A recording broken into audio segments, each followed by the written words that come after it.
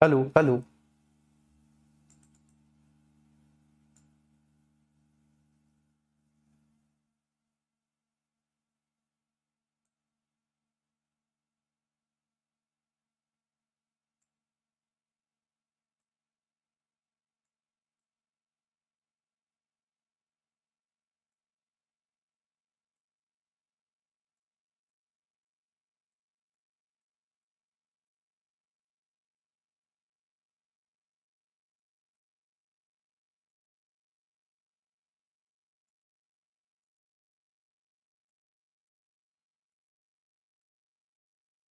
Hello hello.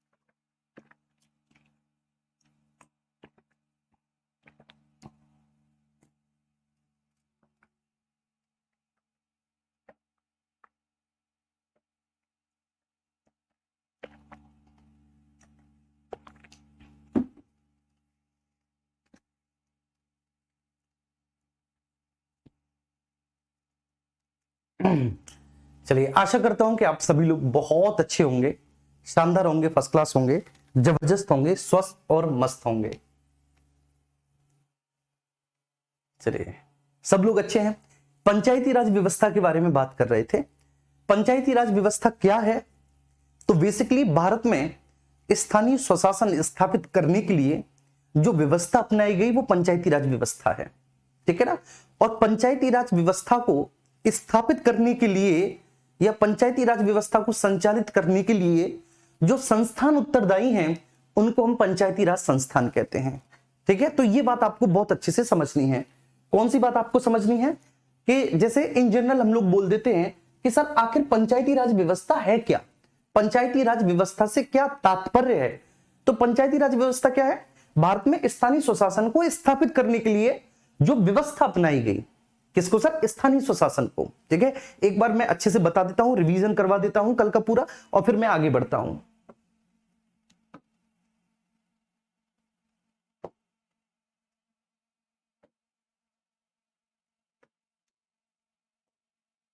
ठीक है sir, फिर मैं आगे बढ़ता हूं।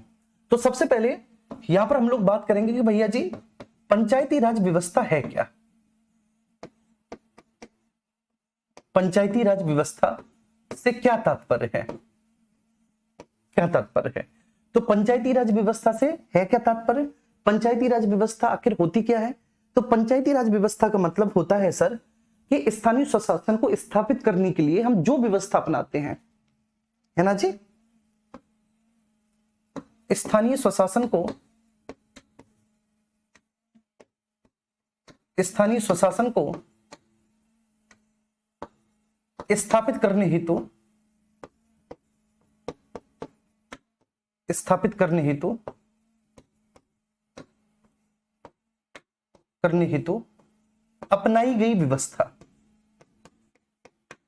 अपनाई गई व्यवस्था व्यवस्था क्या है भैया जी? तो स्थानीय स्वशासन को स्थापित करने के लिए जो व्यवस्था अपनाई गई वो पंचायती राज व्यवस्था है। ठीक है बेटा, जो संस्थान पंचायती राज व्यवस्था को स्थापित करने के लिए उत्तरदायी हैं, मतलब जिन संस्थानों के माध्यम से पंचायती राज व्यवस्था को क्रियान्वित किया जाता है या पंचायती राज व्यवस्था को संचालित किया जाता है, तो ऐसे संस्थान जो पंचायती राज व्यवस्था को संचालित करते हैं, क्रियान्वित करते हैं, क्रियान्वित करते हैं, हम उनको पंचायती राज इंस्टीट्यूशंस कहते हैं, पंचायती राज संस्थान कहते हैं। हम उनको क्या बोलते हैं भैया जी? पंचायती राज संस्थान बोलते हैं। ये बात तो आपको बहुत अच्छे से समझ में आ गई होगी। तो सर ऐसे संस्थानों को पंचायती राज संस्थान के नाम से जाना जाता है। तो ऐसे संस्थानों को किस नाम से भैया जी? पंचायती राज संस्थानों के नाम से जाना जाता है। तो ये बात तो आपको बहुत अच्छे से समझ में आ गई होगी। अच्छा, लेकिन सर ये जो पूरी व्यवस्था है, इस व्यवस्था के माध्यम से आखिर हम करना क्या चाहते हैं? ये जो पूरी व्यवस्था है ना भैया, इस व्यवस्था के माध्यम से आखिर हम क्या करना चाहते हैं? तो इस व्यवस्था के माध्यम से सर हम भारत में लोकतांत्रिक विकेंद्रीकरण को स्थापित करना चाहते हैं। ठीक है जी, इस व्यवस्था के माध्यम से हम क्या करना चाहते हैं? इस व्यवस्था के माध्यम से हम भारत में लोकतांत्रिक विकेंद्रीकरण को, डेमोक्रेटिक डिसेंट्रलाइजेशन को, लोकतांत्रिक विकेंद्रीकरण को ठीक है स्थापित करना चाहते हैं, स्थापित करना चाहते हैं, स्थापित करना चाहते हैं। तो लोकतांत्रिक विकेंद्रीकरण को स्थापित करने के लिए अपनाई गई व्यवस्था है। आधुनिक भारत के संदर्भ में अगर हम इसकी ऐतिहासिक पृष्ठभूमि देखें तो वो हमने कल देख ली थी। तो सबसे पहला प्रयास मियो के समय में हुआ था, ठीक है, 1872 में। उसने स्थानीय स्वशासन को भारत में स्थापित करने की केवल बात कही थी। फिर 1881-82 में रिपन साहब के समय में एक प्रस्ताव लाया गया, ठीक है, जिस प्रस्ताव के माध्यम से जिला बोर्ड और तालुका बोर्ड की स्थापना हुई। हालांकि ये जो प्रयास था रिपन साहब का बहुत सीमित था, ठीक है ना, और ये केवल व केवल कुछ ही प्रांतों तक सीमित था। लेकिन फिर भी चूंकि उन्होंने वास्तविक प्रयास किया इस व्यवस्था को स्थापित करने के लिए, इसलिए हम रिपन साहब को स्थानीय स्वशासन का जनक कहते हैं। फिर 1907 में एक हॉवहाउस नाम के व्यक्ति थे, ठीक है, उन्होंने भी पंचायतों के विकास की बात कही थी। ठीक है, CEH हॉवहाउस 1907 में उन्होंने भी पंचायतों के विकास की बात कही, बेसिकली खासकर ठीक नगरों में पंचायती राज व्यवस्था को स्थापित करने का प्रयास किया था 1907 में हॉवहाउस साहब ने। ठीक है, तो वो भी आप मेंशन कर लेना। और उसके बाद फिर हम आगे बढ़े तो जब संविधान सभा की कार्यवाही चल रही थी तो संविधान सभा में बहुत सारे गांधीवादी विचारक थे जो बेसिकली गांधीवादी विचारधारा को फॉलो करते थे। तो उन्होंने कहा कि अगर हम गांधी का देश चाहते हैं तो गांधी के लोकतांत्रिक विकेंद्रीकरण को भी हमें भारत में स्थापित करना होगा। अगर हम लोग चाहते हैं कि हम गांधी के देश बने, ठीक है, जैसा देश गांधी ने सजोया था, जो सपना गांधी ने देखा था, तो गांधीवादी देश में गांधी के आदर्शों को हमें फॉलो तो करना ही होगा। और अगर हम गांधी के आदर्शों को फॉलो करेंगे तो लोकतांत्रिक विकेंद्रीकरण तो होना ही चाहिए। तो फिर आर्टिकल 40 में भारतीय संविधान के भाग 4 के अंतर्गत हमने पंचायतों की स्थापना का प्रावधान किया और उन्हें शासन की इकाई के रूप में कार्य करने की शक्ति देने की बात कही। आर्टिकल 40 में हमने बोला था कि पंचायतों की स्थापना की जाएगी और उनको शासन के रूप में कार्य करने की शक्ति प्रदान की जाएगी। लेकिन चूंकि पता था सबको कि डीपीएसपी के प्रावधान अपरिवर्तनीय होते हैं, है ना, डीपीएसपी के प्रावधान क्या है, नॉन इन्फोर्सिएबल है। तो बहुत दिनों तक इस बारे में कोई प्रयास हुआ ही नहीं, केवल ये संविधान तक ही सीमित रहा। फिर ग्रामीण विकास के लिए 1952 में 2 अक्टूबर को एक सामुदायिक विकास कार्यक्रम आया, कम्युनिटी डेवलपमेंट प्रोग्राम, ठीक है, जिसमें हमने बेसिकली 5 अवयवों के माध्यम से, ठीक है, ग्रामीण विकास को करने की मुहिम जारी की, एक मुहिम की शुरुआत की कि ग्रामीण विकास होना चाहिए। अगर ग्रामीण विकास है, ठीक है, तभी हम आगे चल के एक अच्छा भारत बना पाएंगे।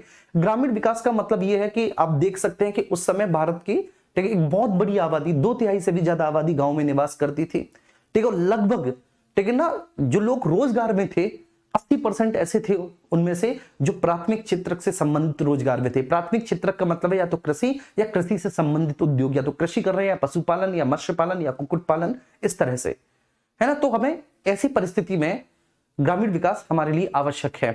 तो इसमें ग्रामीण विकास के अंतर्गत शिक्षा के स्तर में वृद्धि, स्वच्छता, स्वास्थ्य, इन सब के बारे में बात कही, ग्रामीण रोजगार सृजन वगैरह। विभिन्न पंचवर्षीय योजनाओं में ग्रामीण विकास के लिए उपयुक्त कदम उठाए गए, ठीक है, वो आपने आगे देखा होगा। लेकिन वास्तव में सामुदायिक विकास कार्यक्रम एक तरह से, ठीक है ना, भारत में एक ऐसा कार्यक्रम था जिसमें हम ग्रामीण विकास करेंगे। ग्रामीण विकास के लिए उत्तरदायी जो मशीनरी थी वो जिला प्रशासन था, जिला प्रशासन के माध्यम से होगा और वहां के लोकल लोगों के द्वारा होगा, वो सफल नहीं हो सका। अगले ही साल 2 अक्टूबर 1953 को राष्ट्रीय प्रसार सेवा कार्यक्रम आया। ये दोनों कार्यक्रम बुरी तरह से असफल हुए, तो इन कार्यक्रमों की जांच के लिए बलवंत राय मेहता समिति बनी, ठीक है ना, कि आखिर ये दोनों के दोनों कार्यक्रम जो इतने अच्छे कार्यक्रम थे, सरकार के मुताबिक इतने बढ़िया तरीके से वेल डिजाइन किए गए थे, लेकिन फिर भी ये असफल क्यों हुए। तो इनकी असफलता की जांच के लिए, और अगर भविष्य में भारत में हमें पंचायती राज संस्थानों की स्थापना करनी है तो हम किस तरह से कर सकते हैं, ठीक है, उसकी कैसी संरचना रहेगी, वो कितने स्तर पे रहेगा। तो इस वजह से बलवंत राय मेहता समिति की गठन किया गया। बलवंत राय मेहता समिति की, बलवंत राय मेहता समिति, मेहता समिति,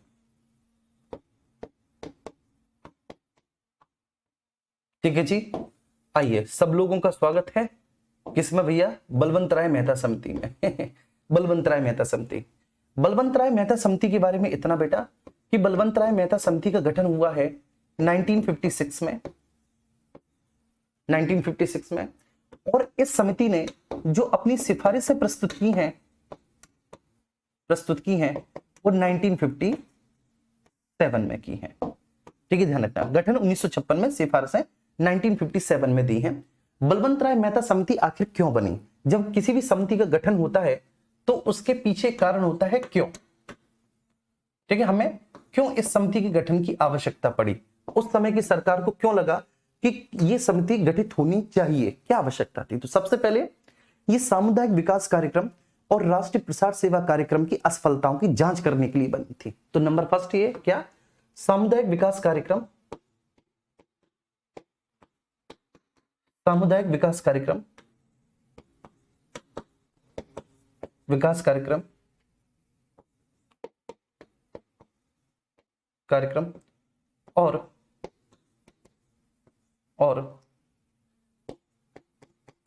राष्ट्रीय प्रसार सेवा कार्यक्रम, राष्ट्रीय प्रसार सेवा कार्यक्रम, राष्ट्रीय प्रसार सेवा कार्यक्रम की असफलताओं की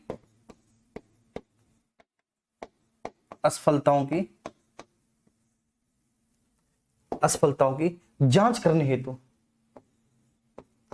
असफलताओं की जांच करने हेतु इस समिति का गठन किया गया। इस समिति का गठन किया गया।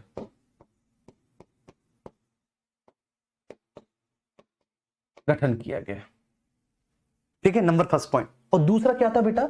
दूसरा ये था, इस समिति के गठन के पीछे का जो कारण था, सेकंड ये था कि हम भारत में पंचायती राज व्यवस्था को कैसे स्थापित कर सकते हैं। अगर हमें भारत में पंचायती राज व्यवस्था को स्थापित करना पड़ा तो कैसे, उसकी संरचना कैसी होगी, उसकी प्रक्रिया क्या होगी। तो सेकंड ये था कि भारत में पंचायती राज व्यवस्था को किस प्रकार से स्थापित किया जा सकता है। भारत में पंचायती राज व्यवस्था को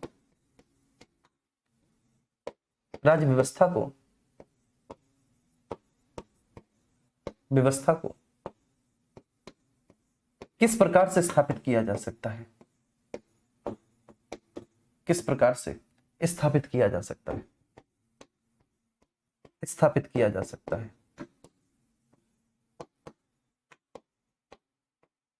किया जा सकता है।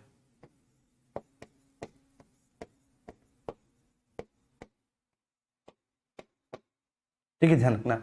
तो अगर हम भारत में पंचायती राज व्यवस्था को स्थापित करते हैं तो किस प्रकार से, तो कुल मिलाकर तो इसको अपनी सिफारिशें देनी थी और इसने अपनी सिफारिशें दी और वो सिफारिशें इसने अपनी 1957 में दी।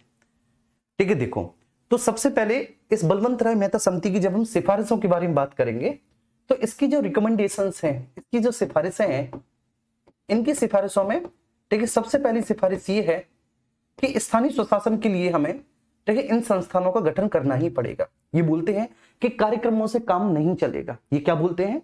ये बोलते हैं कि कार्यक्रमों से काम नहीं चलने वाला, स्थानीय स्वशासन को स्थापित करने के लिए हमें पंचायती राज संस्थाओं का गठन करना पड़ेगा। स्थानीय स्वशासन को स्थापित करने के लिए, स्वशासन को स्थापित करने के लिए करने हेतु पंचायती राज संस्थाओं का गठन करना ही पड़ेगा। पंचायती राज संस्थाओं का गठन करना पड़ेगा,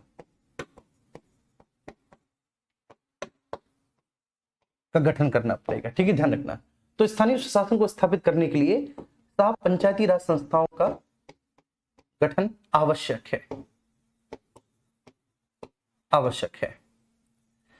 अब इन्होंने ये तो बोल दिया कि साहब स्थानीय स्वशासन को स्थापित करने के लिए पंचायती राज संस्थाओं का गठन आवश्यक है, लेकिन दूसरी जब बात इनसे ये कही गई कि साहब उसकी संरचना कैसी होगी, किस प्रकार की संरचना होगी, जिन पंचायती राज संस्थाओं को आप स्थापित करना चाहते हैं, तो वे बोलते हैं कि साहब 3 टियर, ठीक है, त्रिस्तरीय संरचना होगी।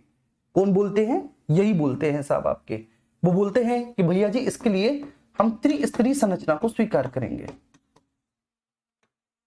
त्रिस्तरीय संरचना को स्वीकार करेंगे, त्रिस्तरीय संरचना को। इस त्रिस्तरीय संरचना में ठीक है होगा क्या? बेसिकली इस त्रिस्तरीय संरचना में कुछ इस तरह से होगा, प्लीज यहां पर फोकस करेंगे। इस त्रिस्तरीय संरचना में कुछ इस तरह से होगा। सबसे निचले स्तर पर, ग्राम स्तर पर ग्राम पंचायत होगी, ग्राम स्तर पर ग्राम पंचायत होगी, ग्राम पंचायत होगी। उसके बाद क्षेत्र स्तर पर क्षेत्र पंचायत के गठन का प्रावधान है, क्षेत्र पंचायत के गठन का प्रावधान है। और फिर सबसे ऊपर के स्तर पर जिला पंचायत का गठन किया जाएगा। किसका बच्चे? जिला पंचायत का गठन किया जाएगा, जिला पंचायत का गठन किया जाएगा। तो त्रिस्तरीय संरचना में ग्राम पंचायत, क्षेत्र पंचायत, जिला पंचायत। ठीक है। अच्छा, अब यहां पर यह था कि जो जिला पंचायत का मुख्य कार्यकारी अधिकारी होगा, ये जो जिला पंचायत होगी, इस जिला पंचायत का जो मुख्य कार्यकारी अधिकारी होगा, चीफ एग्जीक्यूटिव ऑफिसर, मुख्य कार्यकारी अधिकारी जो होगा जिला पंचायत का, वो बेसिकली जिला मजिस्ट्रेट होगा, मतलब डीएम होगा, जिला मजिस्ट्रेट, जिला मजिस्ट्रेट। ठीक है, मतलब जिसको आप कलेक्टर भी बोल देते हैं, डीएम साहब। ठीक है, वो जिला पंचायत का मुख्य कार्यकारी अधिकारी होगा और बाकी का ग्राम पंचायत और क्षेत्र पंचायत होंगे। ये इसकी प्रमुख सिफारिश थी बलवंत राय मेहता समिति की। ठीक है, तो आपसे कोई भी पूछे कि त्रिस्तरीय पंचायती राज व्यवस्था की सिफारिश किसने की? बलवंत राय मेहता समिति ने। इसके लिए एक ट्रिक भी है, बलवंत राय मेहता, इनका जो पूरा नाम है वो बेसिकली 3 शब्दों के समूह से मिलकर बना है, बलवंत, राय और मेहता। बस समझ में आ रही? 3 शब्द हैं, एक बलवंत है, एक राय है, एक मेहता है। तो इसलिए ठीक है ना, इन्होंने त्रिस्तरीय पंचायती राज व्यवस्था की बात कही, इसलिए इन्होंने त्रिस्तरीय पंचायती राज व्यवस्था की बात कही। उम्मीद करता हूं कि ये बात आपको समझ में आ रही होगी बहुत अच्छे से।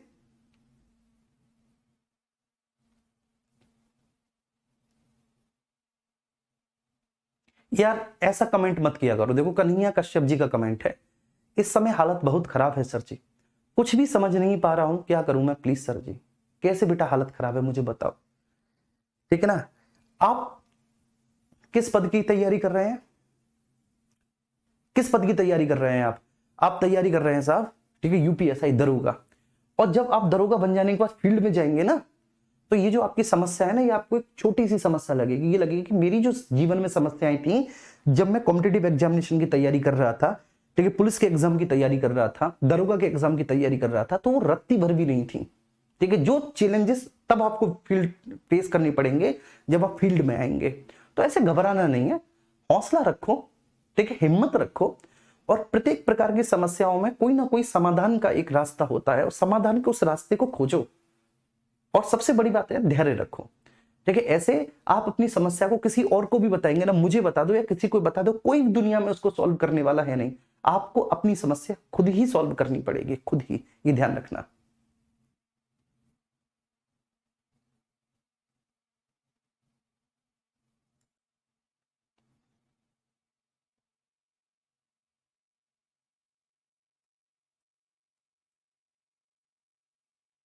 ठीक है, ये बात समझ में आ गई। चलिए, तो इन्होंने बेटा जो है ना, बलवंत राय मेहता समिति ने, ठीक है, अपनी सिफारिशें दे दी।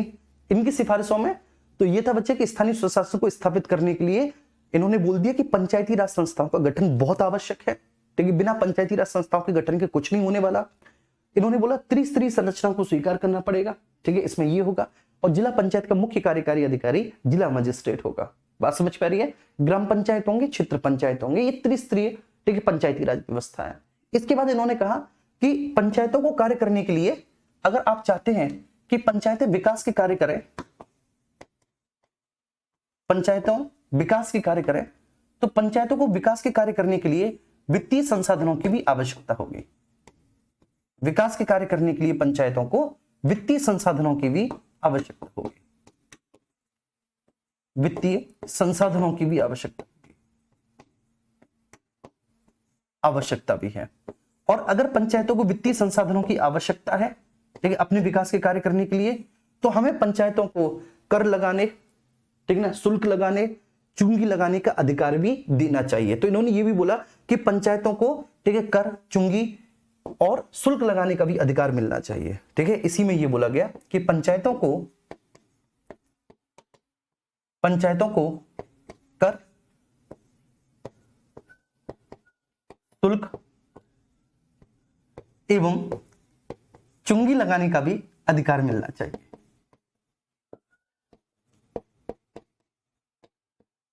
अधिकार मिलना चाहिए, नहीं तो पंचायत अपने वित्तीय संसाधनों को कहां से जुटा पाएंगे।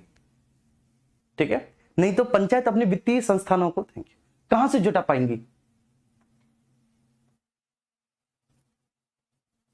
ठीक है, तो इसलिए पंचायतों को यह अधिकार तो मिलना ही चाहिए।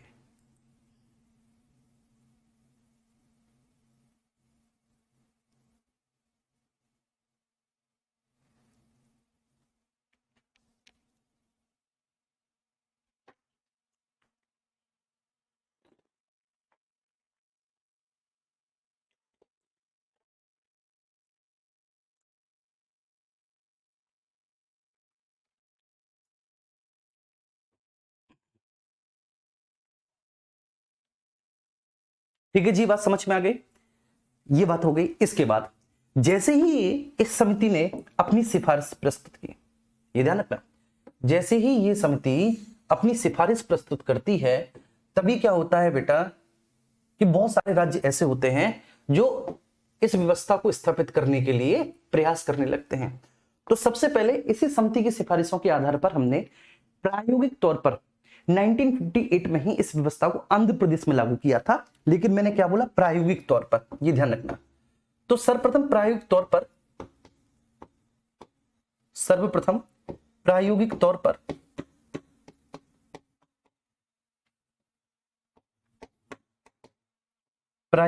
पर ठीक है ना, पंचायती व्यवस्था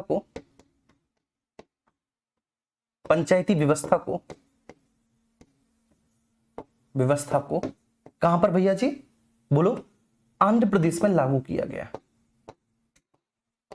आंध्र प्रदेश में लागू किया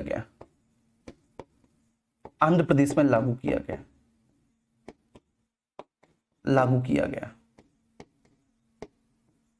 कब किया गया था आंध्र प्रदेश में लागू? 1958 में आंध्र प्रदेश में लागू किया गया था। ठीक है जी, तो सबसे पहले हमने इसको कहां पर भैया जी, आंध्र प्रदेश में 1958 में लागू किया। लेकिन वास्तविक रूप से जो इसको हमने लागू किया वो राजस्थान के नागौर जिले में किया था बच्चे, 2 अक्टूबर 1959 को। ठीक है, परंतु मैंने लिख दिया वास्तविक रूप से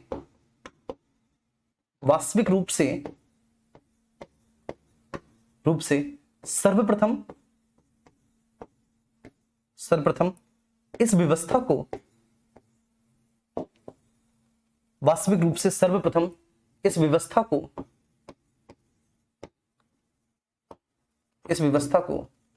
2 अक्टूबर 1959 को राजस्थान के नागौर जिले के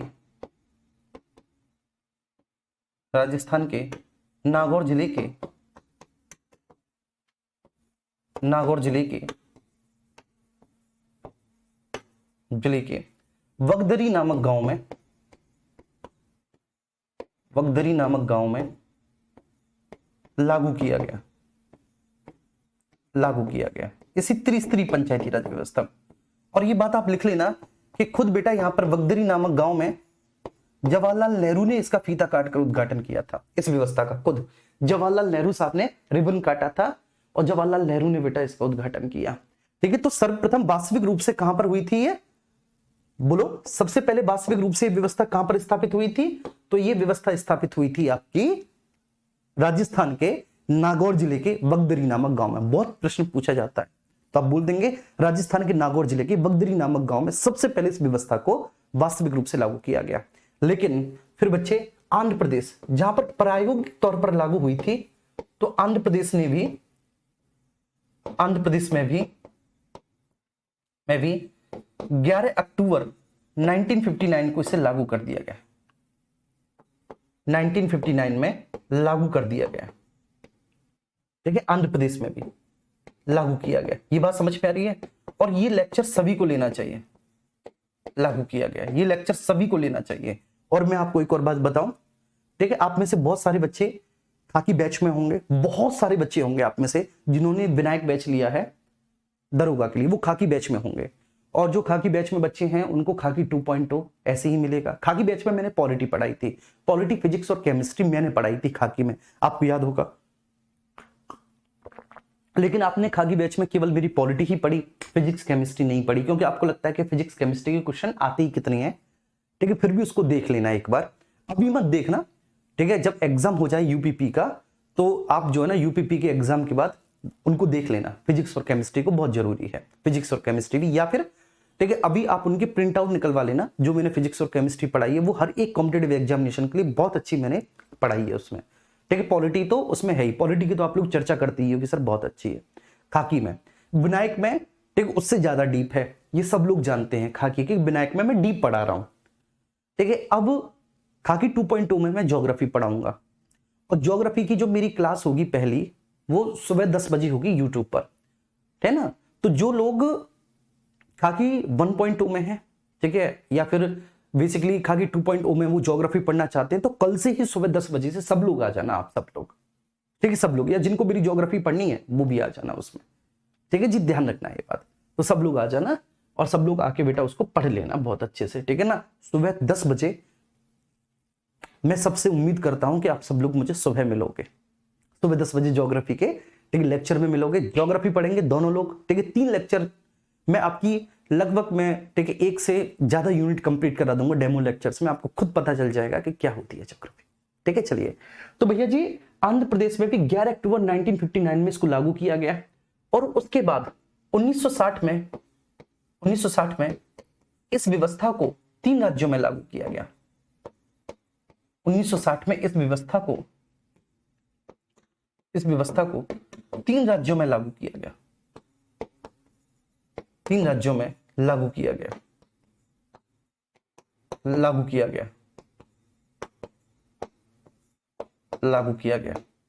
3 राज्यों में लागू किया गया 1960 में इस व्यवस्था को। और उन 3 राज्यों को आप कैसे याद करेंगे, तो उसकी बेटा एक ट्रिक है। क्या है? KAT, ये ट्रिक है, कैट, KAT, सी नहीं, कैट, KAT। तो 3 राज्यों में उसको स्थापित किया गया, ठीक है ना, KAT 1960 में ही। उसके बाद तो बेटा बहुत सारे राज्यों ने, ठीक है, इस व्यवस्था को आधार बनाते हुए अपने यहाँ पंचायती राज व्यवस्था की शुरुआत की। फिर तो बहुत सारे राज्यों ने की, ठीक है ना। इसी बलवंतराय मेहता समिति की सिफारिशों को आधार बनाते हुए उन्होंने अपने राज्यों में त्रिस्तरीय पंचायती राज व्यवस्था लागू की। लेकिन ये बलवंतराय मेहता समिति जो थी, ये कोई बेटा एक, ठीक है, संवैधानिक व्यवस्था थोड़ी नहीं थी कि प्रत्येक राज्य को अपने यहाँ त्रिस्तरीय पंचायती राज व्यवस्था ही लागू करनी है, ऐसा तो जरूरी नहीं था।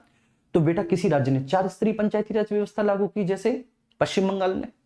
किसी राज्य ने 3 स्तरीय पंचायती राज व्यवस्था लागू की, जैसे राजस्थान ने और उत्तर प्रदेश ने।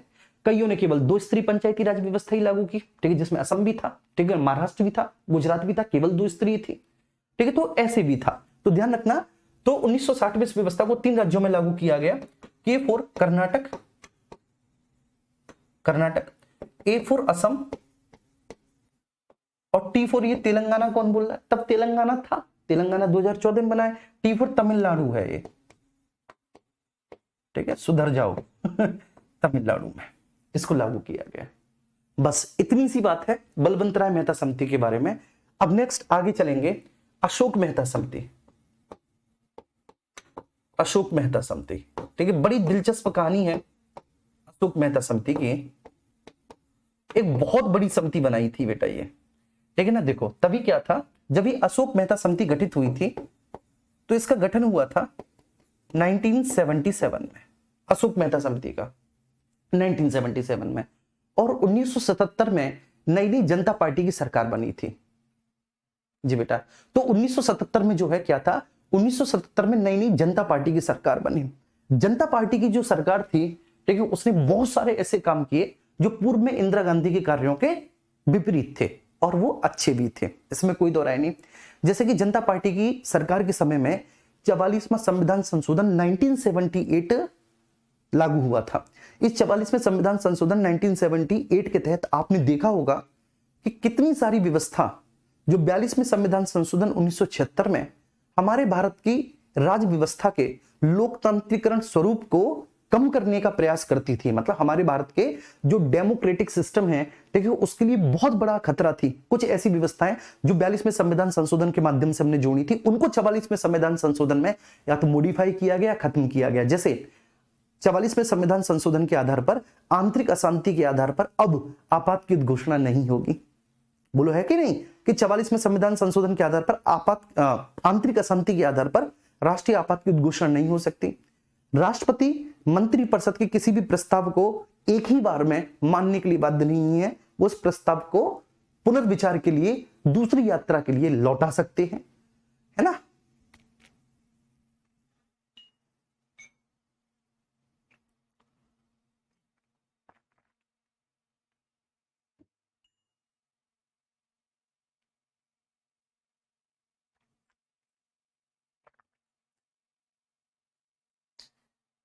मैं एक प्रश्न देख रहा हूं बहुत देर से, एक कॉमन सा प्रश्न है बच्चों का, पॉलिटी कब खत्म होगी। एक प्रश्न, कॉमन सा प्रश्न मैं लिखकर आपको दे देता हूं सभी को, ठीक है ना।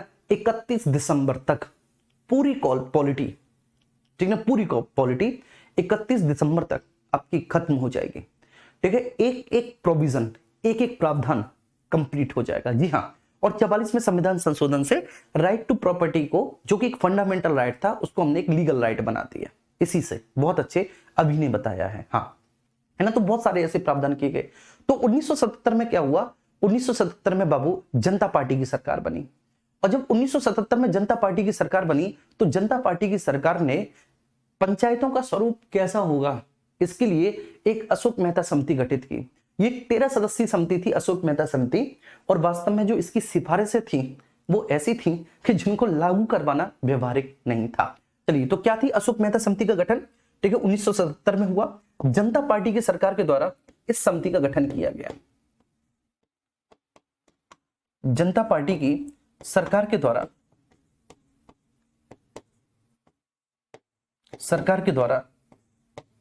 ठीक है, इस समिति का गठन किया गया।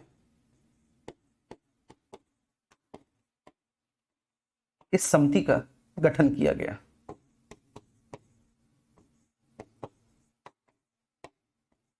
इस समिति का गठन किया गया किसके द्वारा बेटा, जनता पार्टी की सरकार के द्वारा। ये बात ध्यान रखना।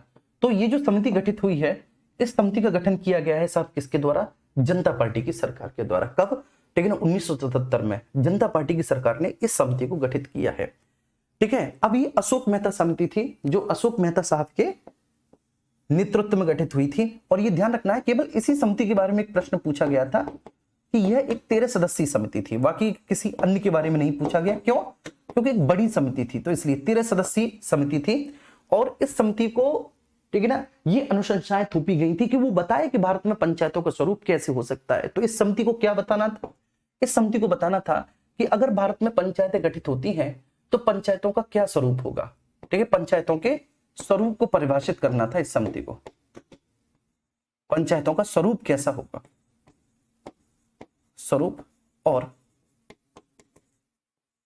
ठीक है, उनका क्रियान्वयन, ठीक है, फंक्शंस एंड स्वरूप ऑफ पंचायत। तो ये इनको बताना था। तो देखो एक ट्रिक होती है, इनके नाम में, ठीक है, दो ही शब्द हैं, एक अशोक और मेहता, है ना, एक अशोक और दूसरा मेहता। तो इसलिए, ठीक है, जो अशोक मेहता साहब हैं ये द्विस्तरीय पंचायती राज व्यवस्था के गठन की बात करते हैं। कितनी स्तरीय, द्विस्तरीय, ये बात ध्यान रखनी है।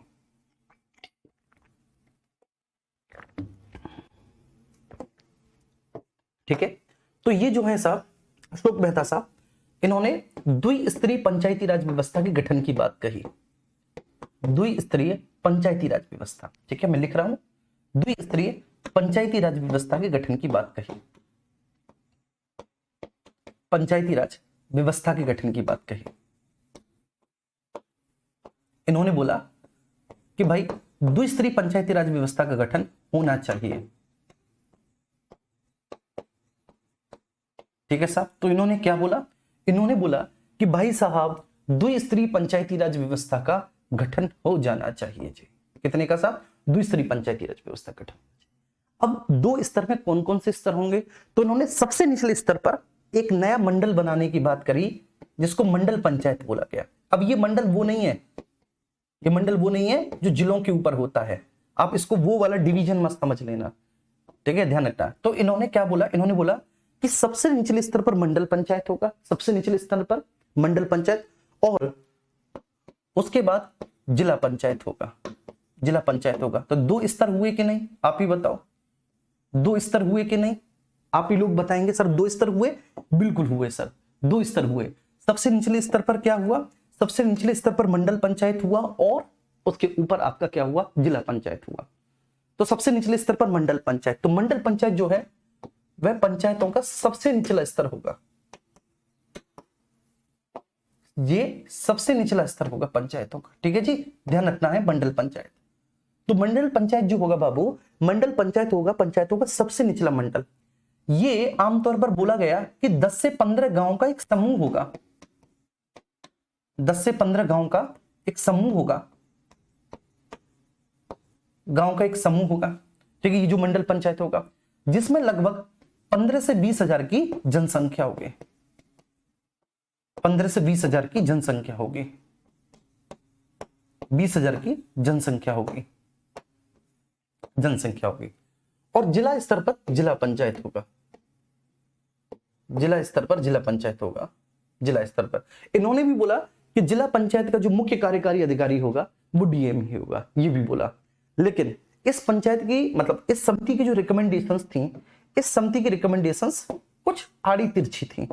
ये समिति क्या बोलती है, ये समिति बोलती है कि सब पंचायतों के इलेक्शन में पॉलिटिकल पार्टीज को भी पार्टिसिपेशन की फुल स्वीकृति होनी चाहिए, फुल छूट होनी चाहिए। मतलब राजनीतिक दल अपने चुनाव चिन्हों का प्रयोग करें और खुद पंचायतों के चुनाव में पार्टिसिपेट हो, ठीक है, पंचायतों के चुनाव में, ठीक है, पार्टिसिपेट करें। तो इसने मतलब वक्त और जज्बात बदलने वाली बात कर दी अशोक मेहता समिति ने, है ना। मतलब तुम सोच के देखो क्या बोल रही है अशोक मेहता समिति। अशोक मेहता बोल रहे हैं साहब कि राजनीतिक दल, राजनीतिक पार्टीज, पॉलिटिकल पार्टीज, राजनीतिक दल को इस बात की स्वतंत्रता हो कि वह चुनाव चिन्हों का प्रयोग कर सके,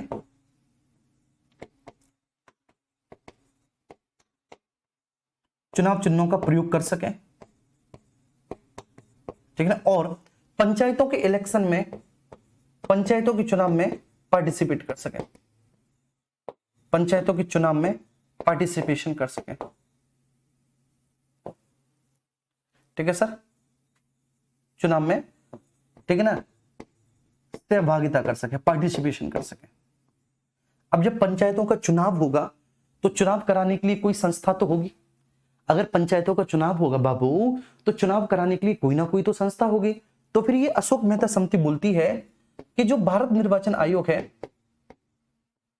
ठीक है, इलेक्शन कमीशन ऑफ इंडिया जो है, जो भारत निर्वाचन आयोग है, उसी की देखरेख में अन्य संस्था इनके चुनाव करवाई, ठीक है, उसी की सुपरविजन में, ऐसा बोला गया, उसी की देखरेख में कोई अन्य संस्था हो जो इनका चुनाव करवाएगी, पंचायतों का चुनाव करवाएगी। कोई अन्य संस्था बेटा क्या करवाएगी, कोई अन्य संस्था पंचायतों का चुनाव करवाएगी, पंचायतों का चुनाव करवाएगी, पंचायतों का चुनाव करवाएगी। उम्मीद करता हूं कि ये बात भी आपको बहुत अच्छे से समझ में आ गई होगी, यहां तक भी कोई इशू नहीं है, ठीक है। तो भारत निर्वाचन आयोग, मैं फिर से बोल रहा हूं सर, भारत निर्वाचन आयोग, भारत निर्वाचन आयोग की देखरेख में, समझिएगा, भारत निर्वाचन आयोग की देखरेख में एक ऐसी अन्य संस्था होगी जो पंचायतों का चुनाव करवाएगी। भारत निर्वाचन आयोग की देखरेख में होगी कोई अन्य संस्था होगी जिसका साफ काम होगा पंचायतों का चुनाव करवाना, है ना। इसने भी ये बोला कि भैया जी पंचायतों को वित्तीय स्थिरता मिलनी चाहिए। मैं यहां लिख दूं बेटा अन्य सिफारिश है, ठीक है, आप लोग प्लीज अलाउ करो, यहां लिख दो, जिससे कि, ठीक है ना, एक समिति की पूरी सिफारिश एक पेज पर ही आ जाए, हमें दूसरे पेज पर ना जाना पड़े, एक पेज पर ही आ जाए, ठीक है। तो इसने भी बोला कि भैया जी पंचायतों को वित्तीय स्थिरता मिलनी चाहिए, पंचायतों को वित्तीय स्थिरता मिलनी चाहिए। और अगर पंचायतों को वित्तीय स्थिरता मिलनी चाहिए तो इसके लिए पंचायतों को, ठीक है, कर, शुल्क और चुंगी लगाने का अधिकार मिलना चाहिए, चुंगी लगाने का अधिकार मिलना चाहिए पंचायतों को, ठीक है। ये राइट होनी चाहिए कि पंचायत कम से कम अपने विकास कार्यों के लिए फंड की व्यवस्था खुद कर सकें। हालांकि राज्य तो उनको फंड देगा ही देगा, राज्य तो फंडेड करेगा ही करेगा, लेकिन कम से कम वो ठीक है खुद ही इनकी व्यवस्था कर सके अपने आप।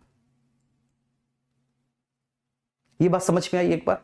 देखिए एक बार थम्स अप कर दो अगर आपको समझ में आ गई। अशोक मेहता समिति में बिल्कुल भी तेज तेज नहीं चला, एक बार बता दे रहा हूं।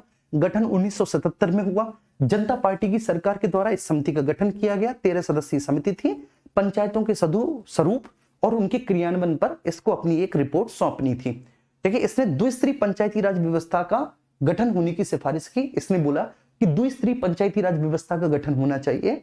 सबसे निचले स्तर पर मंडल पंचायत होनी चाहिए। ये जो मंडल पंचायत है ये 10 से 15 गांव का एक समूह हो। ये मंडल पंचायत जो हो बच्चे, ये 10 से 15 गांव का एक समूह हो, ठीक है, जो कि 15 से 20 हजार की जनसंख्या का रखता हो। जिला स्तर पर जिला पंचायत हो। इसके बाद राजनीतिक दलों को अपने चुनाव चिन्हों के प्रयोग के आधार पर, ठीक है ना, इन पंचायतों के चुनाव में पार्टिसिपेशन की पूरी स्वतंत्रता मिले। भारत निर्वाचन आयोग की देखरेख में एक अन्य संस्था इनका चुनाव करवाए और इनको फाइनेंशियल स्टेबिलिटी देने के लिए इनको राइट मिलना चाहिए संस्थाओं को कि वे टैक्स, ड्यूटी और चुंगी लगा सकें। चुंगी का मतलब स्थानीय कर होता है यार, स्थानीय कर, चुंगी।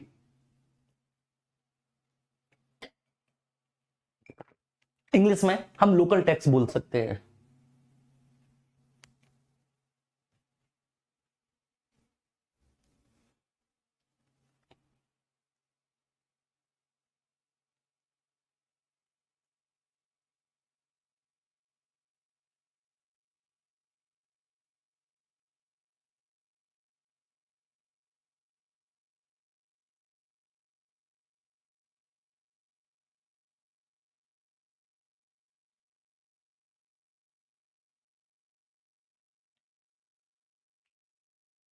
अरे यार एक बार सब लोग थम्स अप कर दो, फिर आगे जीवी की राव समिति पर चलें।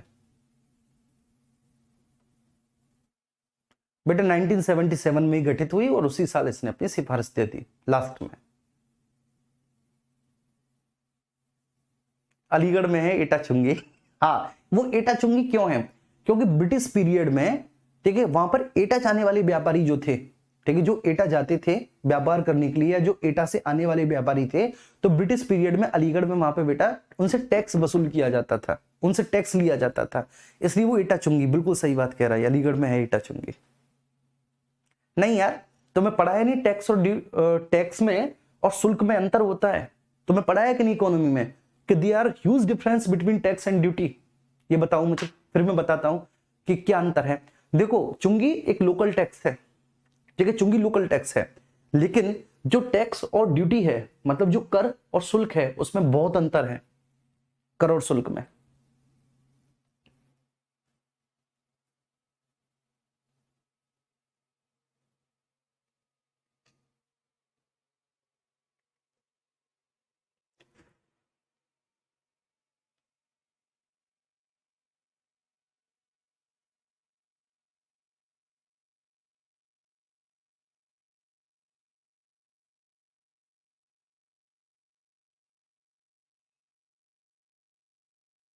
ठीक है सर, चलिए नेक्स्ट चलते हैं आगे।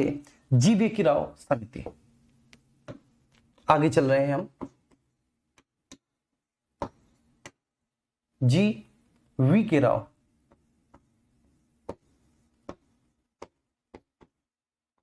जी वी के राव समिति, ये 1985 में गठित हुई है और इस समिति का गठन योजना आयोग की सिफारिशों के आधार पर किया गया है। जी ठीक है, जीवी के राव समिति।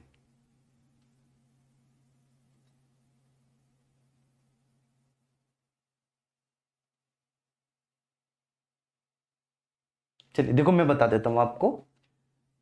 देखो टैक्स का मतलब क्या होता है? टैक्स एक अनिवार्य भुगतान है जिसके बदले में भुगतानकर्ता को कुछ भी नहीं दिया जाता।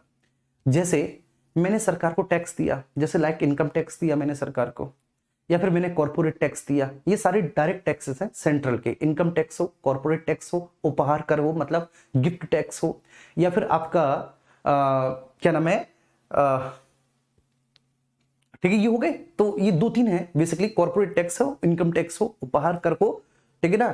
तो ये आपके डायरेक्ट टैक्सेस है। तो टैक्सेस का मतलब ये होता है कि टैक्सेस के बदले में भुगतान करता को, मैंने जैसे सरकार को इनकम टैक्स दिया तो सरकार मुझको कुछ भी नहीं देगी बदले में। तो टैक्स एक ऐसा अनिवार्य भुगतान है जिसके बदले में भुगतानकर्ता को कुछ भी नहीं मिलता। मैंने दिया, सरकार मुझे थैंक यू भी नहीं बोलेगी। इनफैक्ट जब मैं इनकम टैक्स जमा करने जाता हूं, अब तो ऑनलाइन हो गया, ठीक है, पहले हमारे पिताजी वगैरह जब ऑफलाइन जमा करने जाते थे इनकम टैक्स ऑफिस में इनकम टैक्स को, तो वहां पर जो बाबू बैठा रहता था ऐसे गुटका चबाते हुए, हाँ इनकम टैक्स जमा करना, अच्छा लो भरो फॉर्म, कर दो, लिख दो ये और वो, पे स्लिप लगा दो, हाँ ठीक है, थैंक यू तक नहीं बोलते थे। अब तो आप जब ऑनलाइन करते हैं तो जब आपका इनकम टैक्स सबमिट हो जाता है तो जो वेबसाइट है भारत सरकार की इनकम टैक्स डिपार्टमेंट की, ठीक है, वो थैंक यू बोल देती है, ठीक है ना, वो थैंक यू बोल देती है कि थैंक यू फॉर योर, ठीक है, आपका ये जो टैक्स है ये देश की उन्नति और तरक्की में काम आ रहा है। शुल्क क्या है?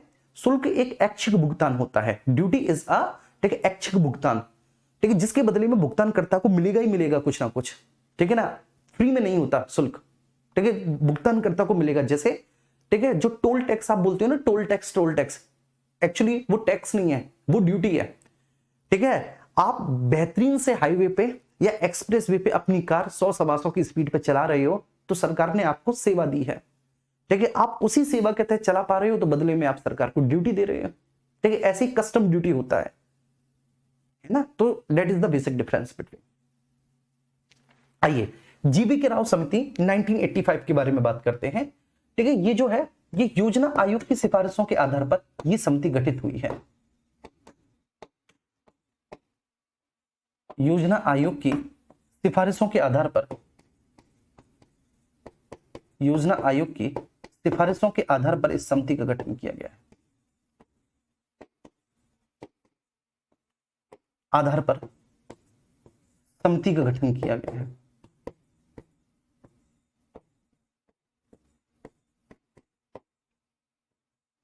ठीक है, चलिए तो सुबह 10 बजे मिलेंगे बेटा सब लोग यूट्यूब पर, ठीक है ना, प्रॉमिस करो मुझसे सुबह 10 बजे मिलोगे, ठीक है ना सर। तो ये समिति जो है वो योजना आयोग की सिफारिशों के आधार पर 1985 में समिति गठित की गई। लेकिन इस समिति ने अपनी सिफारिशें, ठीक है, जब दी, ठीक है, तो क्या था, देखो ये जो जीबीके राव है, ठीक है, इनका जो नाम है ना, ये नाम 4 शब्दों से मिलकर बना है, जीवीके राव। तो एक ट्रिक हो गई कि इन्होंने 4 स्तरीय पंचायती राज संस्थाओं के गठन की बात कही। तो ये भी एक ट्रिक हो गई कि जीबीके राव साहब ने बेटा क्या किया, जीबीके राव साहब ने 4 स्तरीय, कितने बच्चे, 4 स्तरीय, 4 टियर, इन्होंने 4 स्तरीय पंचायती राज संस्थाओं के गठन की बात कही। इन्होंने 4 स्तरीय पंचायती राज संस्थाओं के गठन की बात कही, पंचायती राज संस्थानों के गठन की बात कही, संस्थानों के गठन की बात कही, गठन की बात कही, इन्होंने बात कही, ठीक है, ध्यान रखना। तो ये जो जीबीके राव साहब है, जीबीके राव साहब 4 स्तरीय पंचायती राज संस्थाओं के गठन की बात करते हैं। तो जीबीके राव साहब सब कितनी स्तरीय, 4 स्तरीय पंचायती राज संस्थाओं के गठन की बात करते हैं। अब वो 4 स्तर कौन कौन से होंगे, तो वो बोलते हैं कि सबसे निचले स्तर पर होगी ग्राम पंचायत, ग्राम स्तर पर, ठीक है। तो गांव के स्तर पर क्या होगी, गांव के स्तर पर, ग्राम के स्तर पर ग्राम पंचायत होगी। एक सेकंड रुकिएगा बेटा।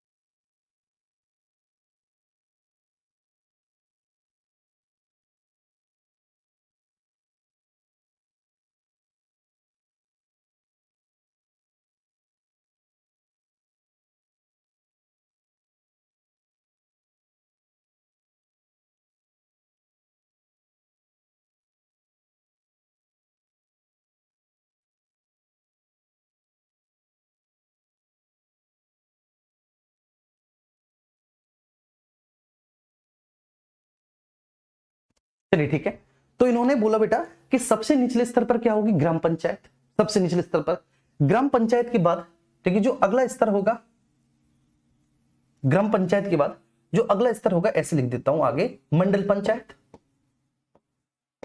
मेरी आवाज आ रही है ना, हेलो हेलो, हाँ। तो ग्राम पंचायत के बाद जो अगला स्तर होगा सर वो मंडल पंचायत होगा। मंडल पंचायत के बाद फिर जिला पंचायत होगा, जिला पंचायत। देखो इन्होंने मंडल पंचायत कुछ नहीं था, ठीक है। इनके मंडल पंचायत को आप वो वाला मंडल पंचायत मत समझना जो अशोक मेहता वाला था, नहीं नहीं, इसका मंडल पंचायत वो अशोक मेहता वाला मंडल पंचायत था ही नहीं। ठीक है, इनका मंडल पंचायत था, ठीक है ना सब, क्षेत्र पंचायत, जो बलवंत राय मेहता समिति वाला क्षेत्र पंचायत था ना, वो एक्चुअली इनका मंडल पंचायत था, बस उसका नाम इन्होंने मंडल पंचायत कर दिया क्षेत्र पंचायत का। और इन्होंने जिला पंचायत के ऊपर भी राज्य स्तर पर एक परिषद के गठन की बात करी जिसका नाम राज्य परिषद था, स्टेट काउंसिल, राज्य परिषद। तो उन्होंने बोला कि राज्य स्तर पर भी एक परिषद का गठन होना चाहिए और उसका नाम इन्होंने राज्य परिषद दिया, राज्य परिषद दिया। ठीक है, इसके बाद इन्होंने जिला पंचायत के जो सभी प्रमुख कार्य थे, जिला पंचायत के जितने भी प्रमुख कार्य होंगे, विकास के कार्य होंगे जो पंचायतों से संबंधित होंगे, उसको एक जिला विकास आयुक्त को देने की बात कही। ये जिला विकास आयुक्त जो है वो जिले के विकास के कार्यों का प्रभारी होगा। ठीक है, तो जिला पंचायत के सभी कार्य जिला विकास आयुक्त को दिए जाएंगे, जिला विकास आयुक्त को दिए जाएंगे, आयुक्त को दिए जाएंगे। ठीक है, और ये जिले के विकास के समस्त कार्यों का प्रभारी होगा, ये एक जिले के समस्त विकास के कार्यों का प्रभारी होगा, समस्त विकास के कार्यों का प्रभारी होगा।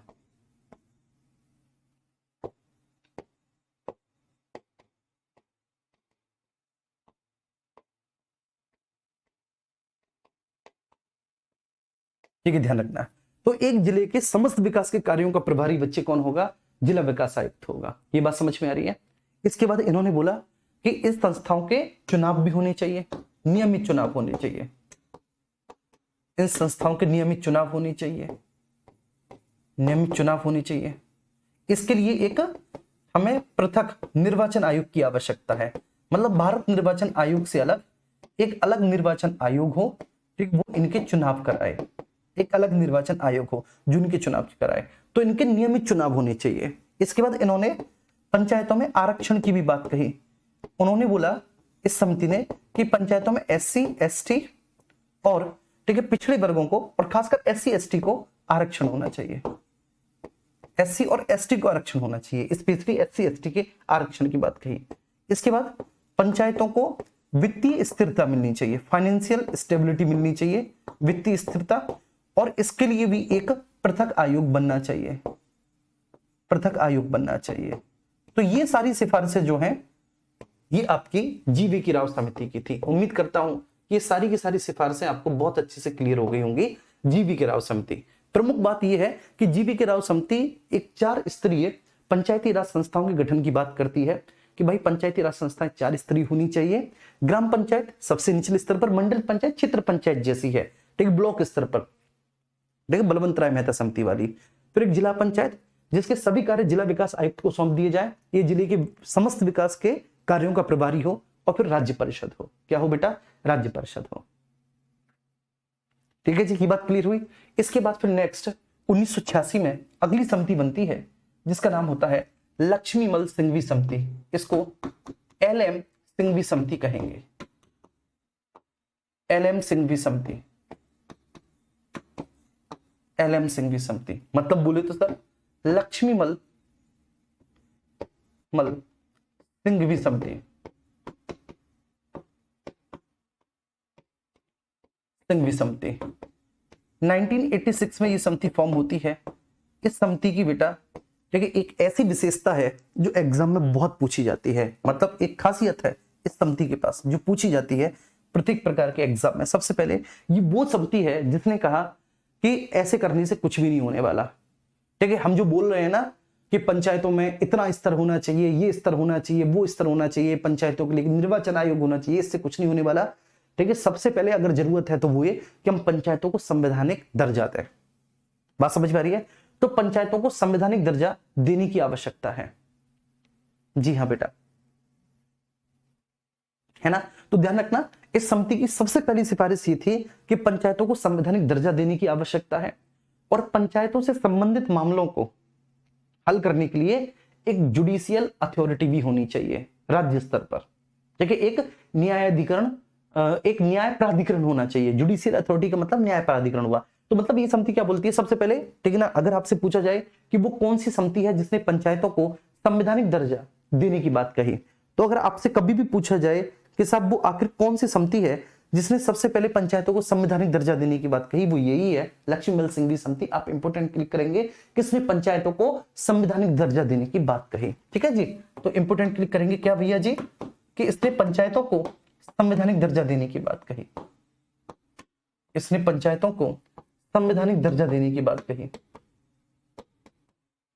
पंचायतों को संवैधानिक दर्जा देने की बात कही, देने की बात कही, देने की बात कही। नंबर फर्स्ट पॉइंट बेटा, ठीक है, the first and the most important point कि साहब इसने पंचायतों को, ठीक है, संवैधानिक दर्जा देने की बात की कि अब हमें पंचायतों को संवैधानिक दर्जा देना चाहिए। ठीक है, पंचायतों को जी। नेक्स्ट अगला, हमें पंचायतों से संबंधित मामलों को हल करने के लिए, पंचायतों से संबंधित मामलों को हल करने के लिए,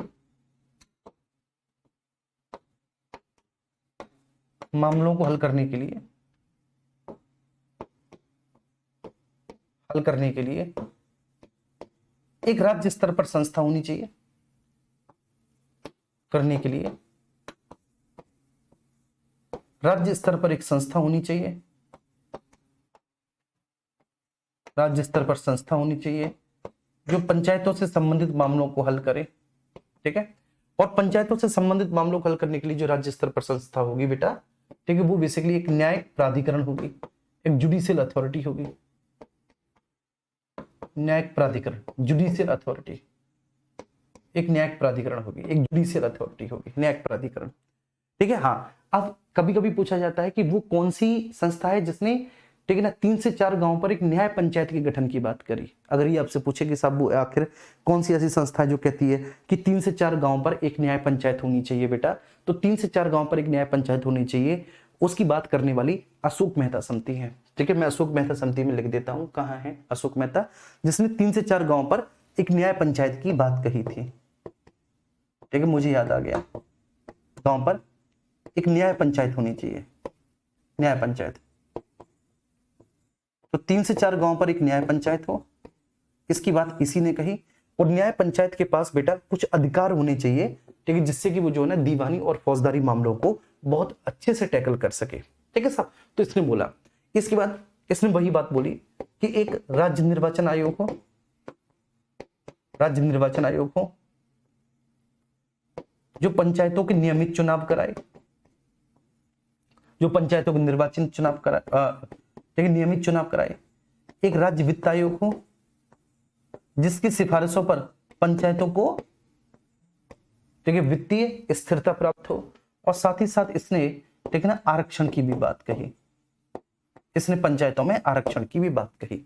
इसको आप डिटेल में लिख सकते हैं, है ना, इस पॉइंट को आप डिटेल में लिख सकते हैं कि जो लक्ष्मीमल सिंघवी समिति है, LM सिंघवी समिति, उन्होंने बच्चे राज्य निर्वाचन आयोग, जिससे कि पंचायतों के नियमित चुनाव हो सके, जैसे राज्य विधानमंडल के होते हैं, लोकसभा के होते हैं, ऐसे ही पंचायतों के नियमित चुनाव हो सके, नियमित चुनाव हो सके, पारदर्शी चुनाव हो सके। ठीक है, वित्त आयोग हो जिसको बेटा, जिससे कि पंचायतों को फाइनेंशियल स्टेबिलिटी मिले, वित्तीय स्थिरता प्राप्त हो, स्थिरता प्राप्त हो। और आरक्षण, इसमें आरक्षण में SC ST, और इसने पंचायतों में महिलाओं को भी आरक्षण देने की बात करी। इसने बोला कि साहब SC ST ही नहीं बल्कि पंचायतों में महिलाओं को भी आरक्षण मिलना चाहिए, आरक्षण मिलना चाहिए। अब इसी बात पे सब लोग एक बार थम्स अप कर दो।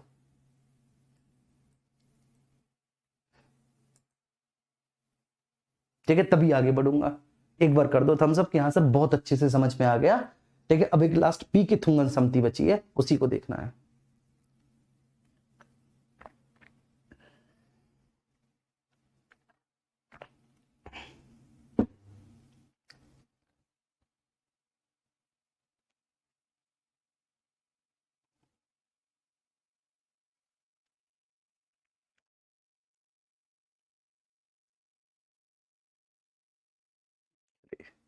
सबसे पहले थम्स अप अभी ने किया है, फिर दुर्गेश हैं, सत्यम तिवारी हैं, गौरव शर्मा है, आकाश है, आशीष है, नीतू है, शिवशंकर है, ठीक है, साइन जहां है, शिखा, मनीषा, अलका, शर्वेश, अभी, दीपिका, सारस्वत गंगवार, सारस्वत कटियार, राजकुमार यादव।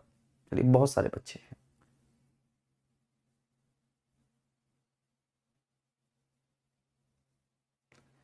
मेरी भीगी भीगी सी पलकों पे रह गए, जैसे तेरे सपने बिखर के। देखो बेटा, जब कोई भी दिल तोड़ जाए ना, तो ये गाना गाना, ठीक ना, जो मैं गा रहा हूं अभी। हालांकि मेरा दिल नहीं टूटा, लेकिन तुम लोगों का बहुत टूटता है, ठीक है ना। मेरे पास मैसेज भी पड़े इंस्टा पे पर्सनली कि सर क्या करूं, अभी अभी ब्रेकअप हो गया, ओवर नहीं पा रहा हूं तो फिर क्या है, तसल्ली दे सकते हो अपने आप को, ये गाना गाओ कि मेरी भीगी भीगी सी। अब मैं गा के सुनाता हूं। मेरी भीगी भीगी सी पलकों पे रह गए, जैसे तेरे सपने बिखर के, जले मन तेरा भी किसी के विलन को, अनामिका तू भीतर से। अब यहां पे अनामिका की जगह जो भी नाम है वो नाम रख लेना।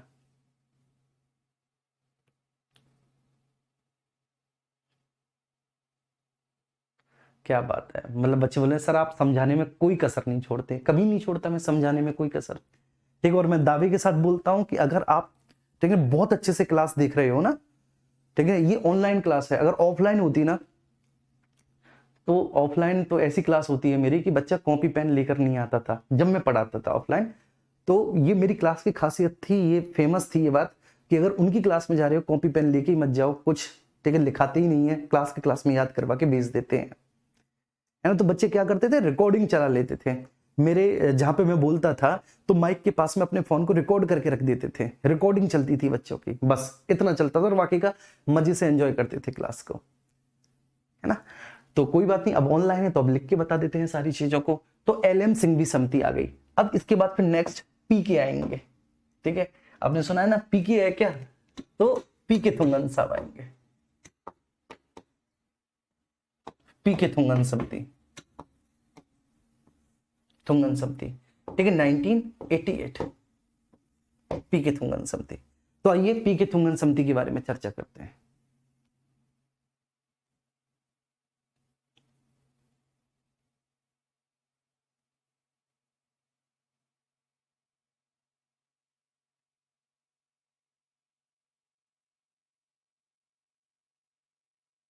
चलो आप, ठीक है, आइए। पी के थुंगन समिति 1988 में गठित हुई। अब ये समिति जो है बहुत महत्व की समिति हो जाती है। पी के थुंगन समिति क्यों हो जाती है मैं आपको बताता हूं कि साहब ये जो पी के थुंगन समिति है ना, ठीक है, इसने फिर से वही बात दोहराई, ठीक है ना।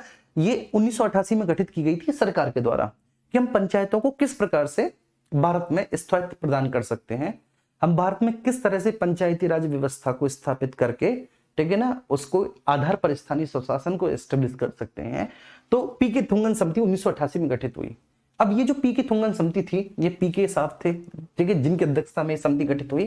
तो सबसे पहले इस समिति ने बोला कि भाई पंचायतों को संवैधानिक दर्जा मिलना चाहिए। वही लक्ष्मीमल सिंघवी वाली बात कही, क्या कही कि पंचायतों को संवैधानिक दर्जा प्राप्त होना चाहिए, पंचायतों को संवैधानिक दर्जा प्राप्त होना चाहिए, पंचायतों को संवैधानिक दर्जा प्राप्त होना चाहिए, ठीक है, प्राप्त होना चाहिए।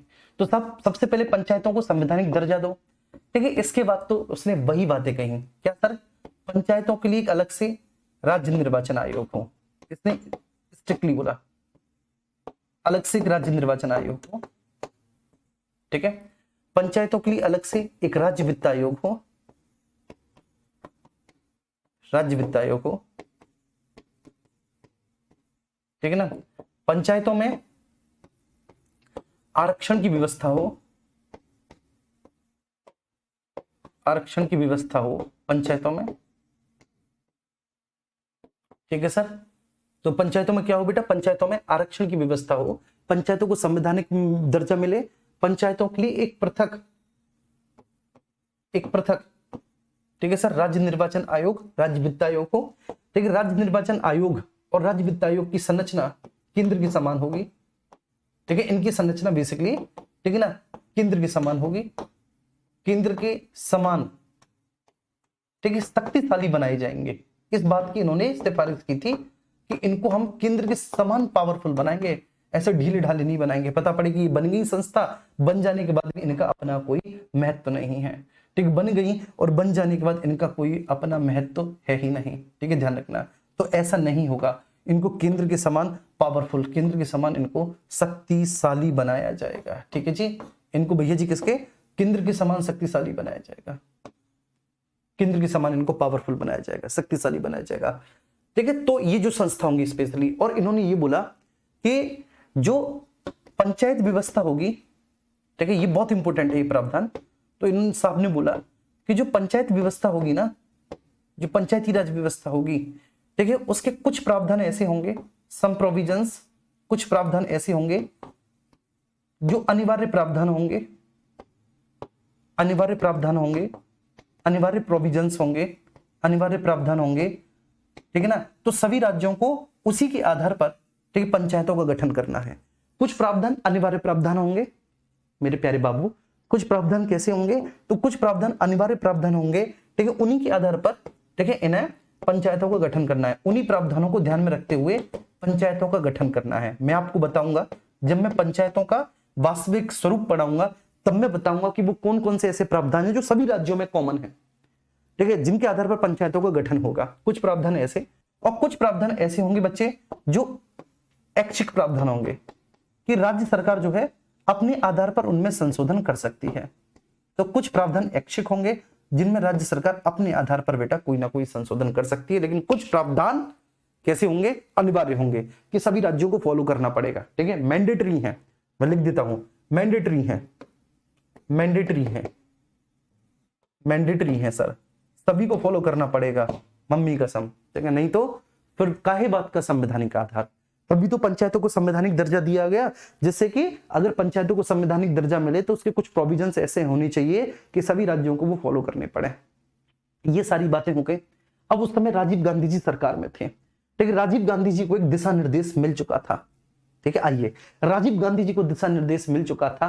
राजीव गांधी सोच चुके थे अब तो चाहे कुछ भी हो जाए, लेकिन हम पंचायतों को संवैधानिक दर्जा दिलवा के ही मानेंगे, मतलब दिलवा के मानेंगे। ठीक है, तो राजीव गांधी जी 1989 में, ठीक है, पूरी तरह से प्रयासरत हो जाते हैं, चाहे कुछ भी हो, अब पंचायतों को संवैधानिक दर्जा मिलेगा। वो बेटा अलग अलग दो विधेयक लेकर आए, एक ग्राम पंचायत से संबंधित विधेयक, एक नगर पंचायत से संबंधित विधेयक। राजीव गांधी जी की बात बता रहा हूं, दो अलग अलग विधेयक लेकर आते हैं गांधी जी। ठीक है ना, दो अलग अलग बिल लेकर आते हैं राजीव गांधी। ठीक है, एक कौन सा, ग्राम पंचायत से संबंधित, एक नगर पंचायत से संबंधित विधेयक। ठीक है, पूरे आश्वस्त थे कि अभी हम पंचायतों को संवैधानिक दर्जा दिलवाकर काम खत्म कर देते हैं। सबसे बड़ी बात क्या थी कि दोनों जो बिल थे, ये दोनों के दोनों बिल लोकसभा में बड़ा इजीली पारित हो गए। लोकसभा में ग्राम पंचायत वाला भी हो गया और आपका नगर पंचायत वाला भी हो गया। जैसे ये बिल राज्यसभा में पहुंचे तो राज्यसभा में दोनों ही बिल मुंह के बल गिर गए, पटाक पटाक, दोनों ही गिर गए। ये जो बिल थे, ठीक है, क्योंकि विधेयक नहीं बने थे, तो ये एक्ट नहीं थे, ठीक है, ये बिल थे। तो ये जो बिल थे, ठीक है, इन बिल का नाम था बेटा, ये 64th था और ये 65 था, 65th था। तो ये 64वां विधेयक था, ये 65वां विधेयक था। ठीक है, दोनों बेटा गिर गए, दोनों गिर गए। तो राजीव गांधी जी के प्रधानमंत्री बनते हुए पंचायतों को संवैधानिक दर्जा देने का जो सपना था वो अधूरा रह गया। इसके बाद फिर अगले प्रधानमंत्री बनते हैं जिनका नाम है पीवी नरसिम्हा राव, पीवी नरसिम्हा राव, नरसिम्हा राव। ठीक है सर, बात 1992 की है। बात कब की है बेटा, बात 1992 की है। प्रधानमंत्री पीवी नरसिम्हा राव बनते हैं, राजीव गांधी असैसिनेशन होता है, राजीव गांधी जी की हत्या कर दी जाती है, और उसके बाद फिर स्टार्ट होता है पंचायतों को संवैधानिक दर्जा देने का एक अंतिम प्रयास। ठीक है, चलिए, और वो प्रयास क्या था, वो प्रयास इस तरह से था, ठीक है, यहां पर ध्यान देंगे। वो प्रयास कैसा था, वो ऐसा था कि भैया जी 73वां, ठीक है ना, 73वां संविधान संशोधन कॉन्स्टिट्यूशनल अमेंडमेंट, ठीक है। अब ये एक्ट है कॉन्स्टिट्यूशनल अमेंडमेंट एक्ट 1992, 73वां और 74वां, ठीक है, 74th कॉन्स्टिट्यूशनल अमेंडमेंट 1992। मैंने 1992 क्यों लिखा? क्यों अभी बात 1992 की है, ठीक है ना, 1992 की है। ये दोनों लाए जाते हैं बच्चे, सबसे पहले ये लाए जाते हैं। अब ये वाला था, ऑब्वियस सी बात है, जो 73वां संविधान संशोधन था ये वाला ग्राम पंचायत से संबंधित था। 74वां संविधान संशोधन जो था ये नगर पंचायत से संबंधित था साहब। तो ये वाला जो है मेरे प्यारे बच्चे, ये ग्राम पंचायत से संबंधित था, ग्राम पंचायत से संबंधित था। ये वाला जो था ये नगर पंचायत से संबंधित था, और नगर पंचायत से संबंधित था। ये वाला, ये ग्राम, ये नगर पंचायत से संबंधित था, ठीक है। ये लोकसभा में लाए जाते हैं, ये दोनों विधेयक लोकसभा में लाए जाते हैं। डेट याद रखना, वो लोकसभा में लाए गए तो उनकी डेट थी 22 दिसंबर, 22 दिसंबर को ये दोनों लोकसभा में लाए गए। और ईश्वर की ऐसी कृपा रही कि 22 दिसंबर को दोनों लोकसभा से पारित भी हो गए, ठीक है, पारित हो गए, क्योंकि कांग्रेस पूर्ण बहुमत में थी, ठीक है। अब कांग्रेस के पास छोटा मोटा बहुमत नहीं था, कांग्रेस के पास पूर्ण बहुमत था। ये बात 1992 की है, ठीक है। 22 दिसंबर को ये दोनों लोकसभा से पारित हो गए, इसलिए ऊपर लोकसभा है, ध्यान रखना, ऊपर लोकसभा है और आप टिक कर देंगे टंग टंग 22 दिसंबर को, ठीक है। अगले ही दिन, ठीक है, तुरंत ही इनको 23 दिसंबर को राज्यसभा से भी पारित करवा दिया गया, 23 दिसंबर को, क्योंकि राजीव गांधी की मृत्यु के बाद बेटा कांग्रेस को बहुत बड़ा लोगों का समर्थन मिला था, क्योंकि लोग भावुक थे, क्योंकि एक ही परिवार के दो प्रधानमंत्री देश की सेवा करते हुए शहीद हुए थे, एक इंदिरा गांधी और एक राजीव गांधी। बड़ी बात होती है, वो बात अलग है कि राहुल गांधी को पप्पू बना दिया, ठीक है, लेकिन हाँ त्याग तो है उस परिवार का, ठीक है, लेकिन सत्ता का भी भोग किया है, ठीक है। तो 23 दिसंबर है, तो 23 दिसंबर को राज्यसभा से भी पारित हो गए, और ये नगर पंचायत वाला भी अगले ही दिन 23 दिसंबर को ये भी भैया राज्यसभा से पारित हो गया, ये वाला भी राज्यसभा से पारित हो गया। चलिए अब आप मुझे एक बात बताइए, आप पढ़ के आए हो, जब लोकसभा राज्यसभा से पारित हो जाते हैं तो किसकी स्वीकृति के लिए जाते हैं? राष्ट्रपति की स्वीकृति के लिए जाते हैं। तो अब यहां पर तीसरा फैक्टर जुड़ जाएगा, राष्ट्रपति। ऊपर क्यों नहीं जुड़ पाया था राष्ट्रपति? क्योंकि बेटा राज्यसभा से पारित ही नहीं हुआ था। जब राज्यसभा से पारित ही नहीं हुआ तो राष्ट्रपति तो तभी आता ना जब राज्यसभा से पारित हो जाता, इसलिए यहां पर मैंने अब क्या लिखा, राष्ट्रपति। तो राष्ट्रपति साहब ने दोनों को एक ही दिन अपनी स्वीकृति दी, और वो डेट था 20 अप्रैल। 20 अप्रैल। अब अगली साल लग चुकी है, साल 1993 आ चुका है, तो राष्ट्रपति साहब ने 20 अप्रैल को ही दोनों को अपनी सहमति दी, 20 अप्रैल को ही राष्ट्रपति साहब ने दोनों को अपनी स्वीकृति दी, 20 अप्रैल को। उसके बाद राष्ट्रपति साहब की स्वीकृति देने के बाद लागू भी करवाना होता है, ठीक है, लागू भी करवाना होता है। तो जैसे ही राष्ट्रपति साहब की स्वीकृति के बाद लागू करवाया, तो इसको लागू करवाया बेटा 24 अप्रैल को, और इसको लागू करवाया 1 अप्रैल को। इसलिए आपको पता है कि 24 अप्रैल को हम क्या बनाते हैं, पंचायती राज दिवस बनाते हैं।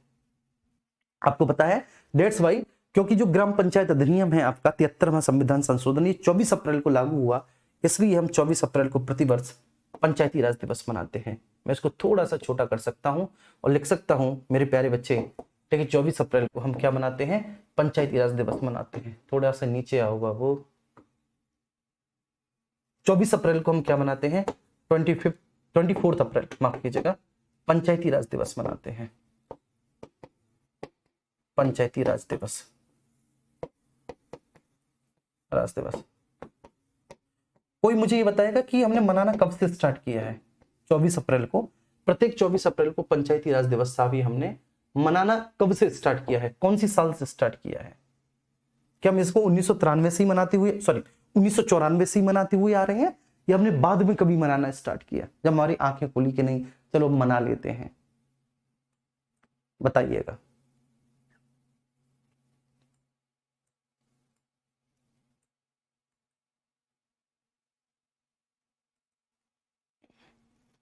समझ में आया? ठीक है, ये इनका पंचायतों का वर्तमान स्वरूप है। मैं और आगे बताऊंगा आपको, चिंता ना करो, ऐसा बता दूंगा।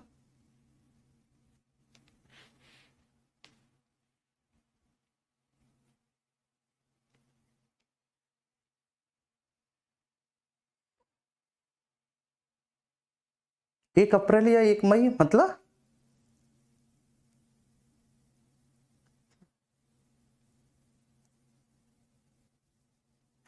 1 अप्रैल क्या है यार?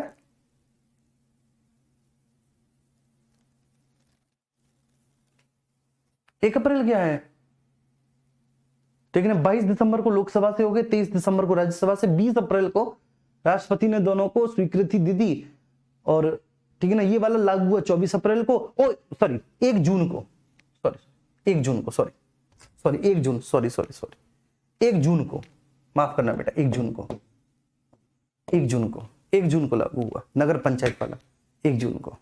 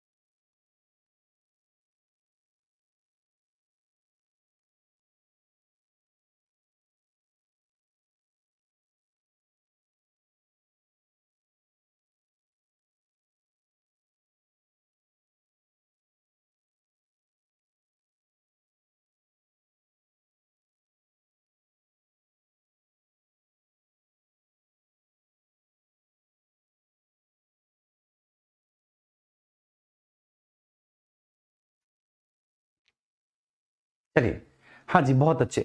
तो हमने इसको पंचायती राज दिवस कब से मनाना स्टार्ट किया है, 2010 से। बहुत अच्छे, मुझे बहुत खुशी हुई कि आपने इसका जवाब दिया।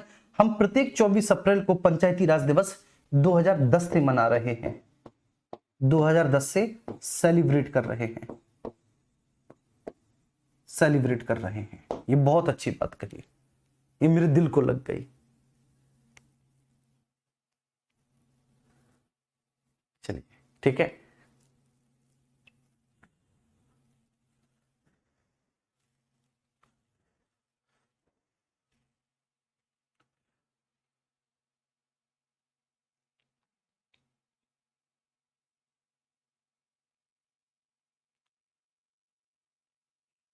एक बार सब लोग थम्स अप कर दो, ठीक है, सभी साथी कर दीजिएगा, ठीक है, सब थम्स अप। तो 73वां संविधान संशोधन, ठीक है, 73वां संविधान संशोधन 1992, 74वां संविधान संशोधन 1992, ठीक है, 1992 बेटा, 1992, ये 1992 की बात है।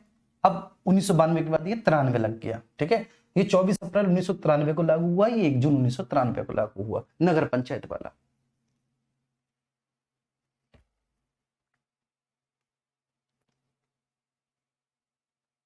सर क्लास में जलवा है आपका, क्या क्या जलवा है बेटा, क्या जलवा है?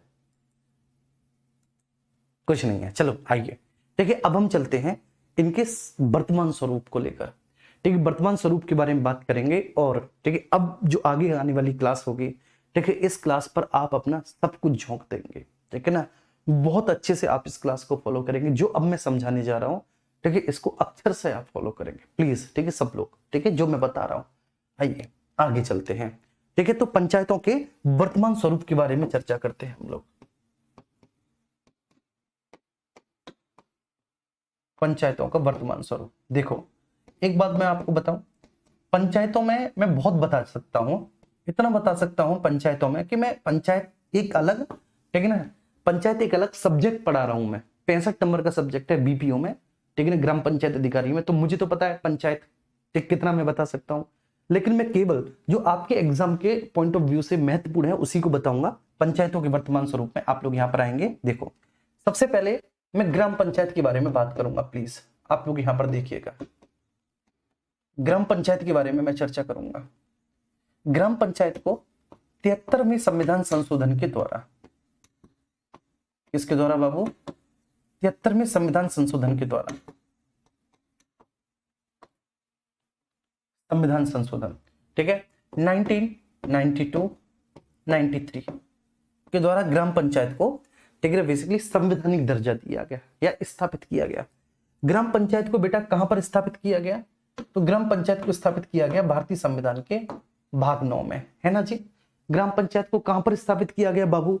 भारतीय संविधान के भाग 9 में ग्राम पंचायत को हमने स्थापित किया। ठीक है, भाग 9 में आर्टिकल 243 से 243 ओ के अंतर्गत टोटल 16 अनुच्छेदों में, 16 अनुच्छेदों में, ठीक है ना, इसका विस्तार मिलता है, इसका विस्तार मिलता है 16 अनुच्छेदों में, ठीक है ना। ABCDEFGHIJKLMNO, हाँ जी, ठीक है ना, 16 ही हुए ना जी। तो 243 को भी लगाना है, 243 ओ को भी लगाना है, टोटल 16 अनुच्छेदों में इसका विस्तार मिलता है भारतीय संविधान के भाग 9 में। चलिए, इसके अलावा हमने इसके लिए संविधान में, इसी संविधान संशोधन से हमने एक अनुसूची भी जोड़ी, ठीक है, जिसका नाम था 11वीं अनुसूची।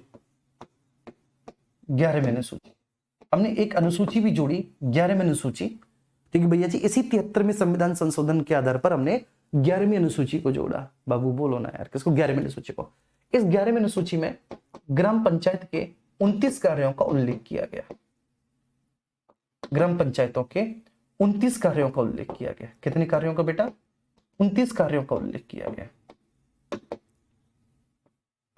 29 कार्यों का उल्लेख किया गया ग्राम पंचायतों के, 29 कार्यों का उल्लेख किया गया। इतनी बात समझ में आ गई? अच्छा, अब नगर पंचायत पर आते हैं, आइए, ठीक है ना। अब पंचायत करेंगे हम नगरों में। तो भैया जी अब हम आते हैं किस पर?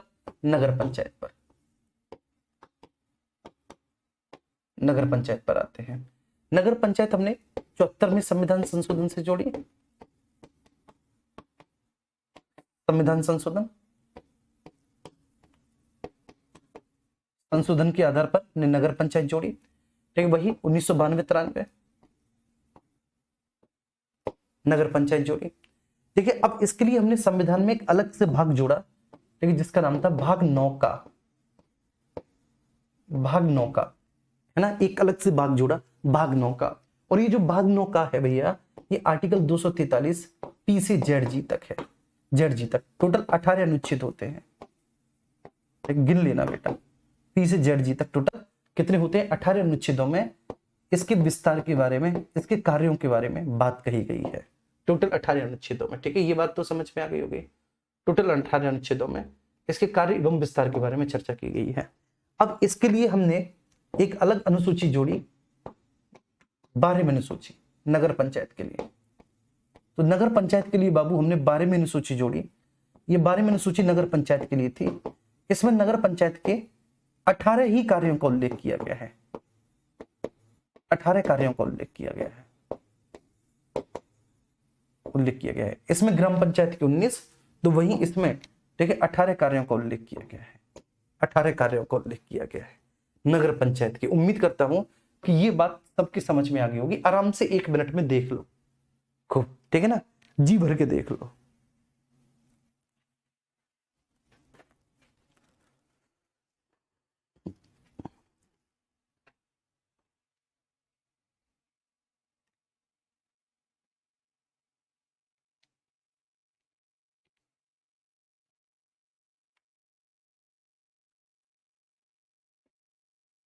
ठीक है बच्चे,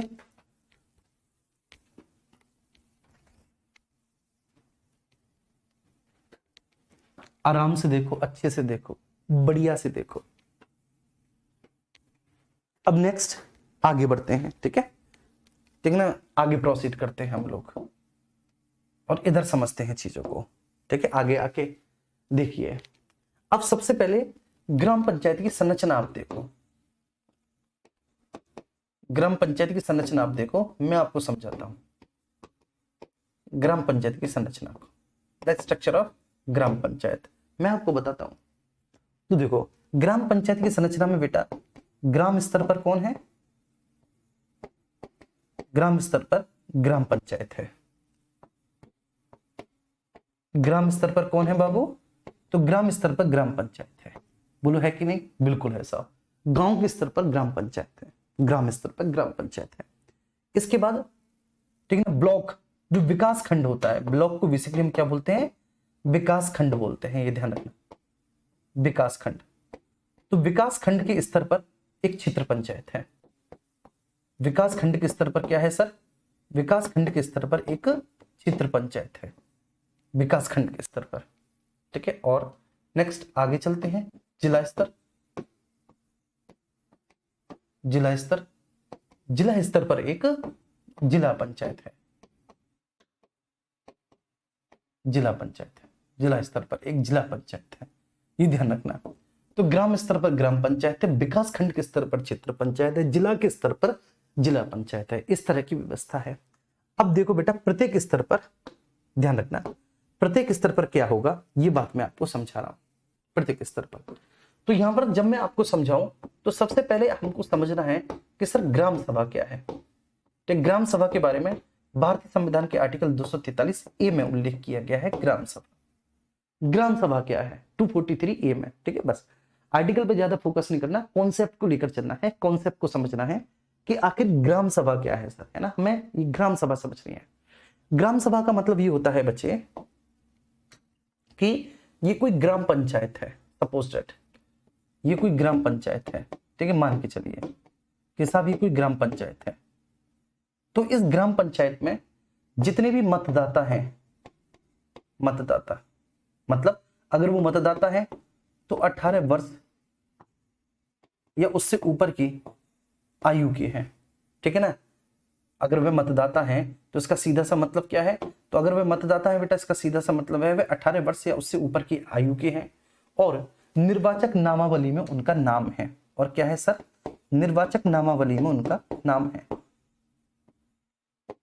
निर्वाचक नामावली में उनका नाम है,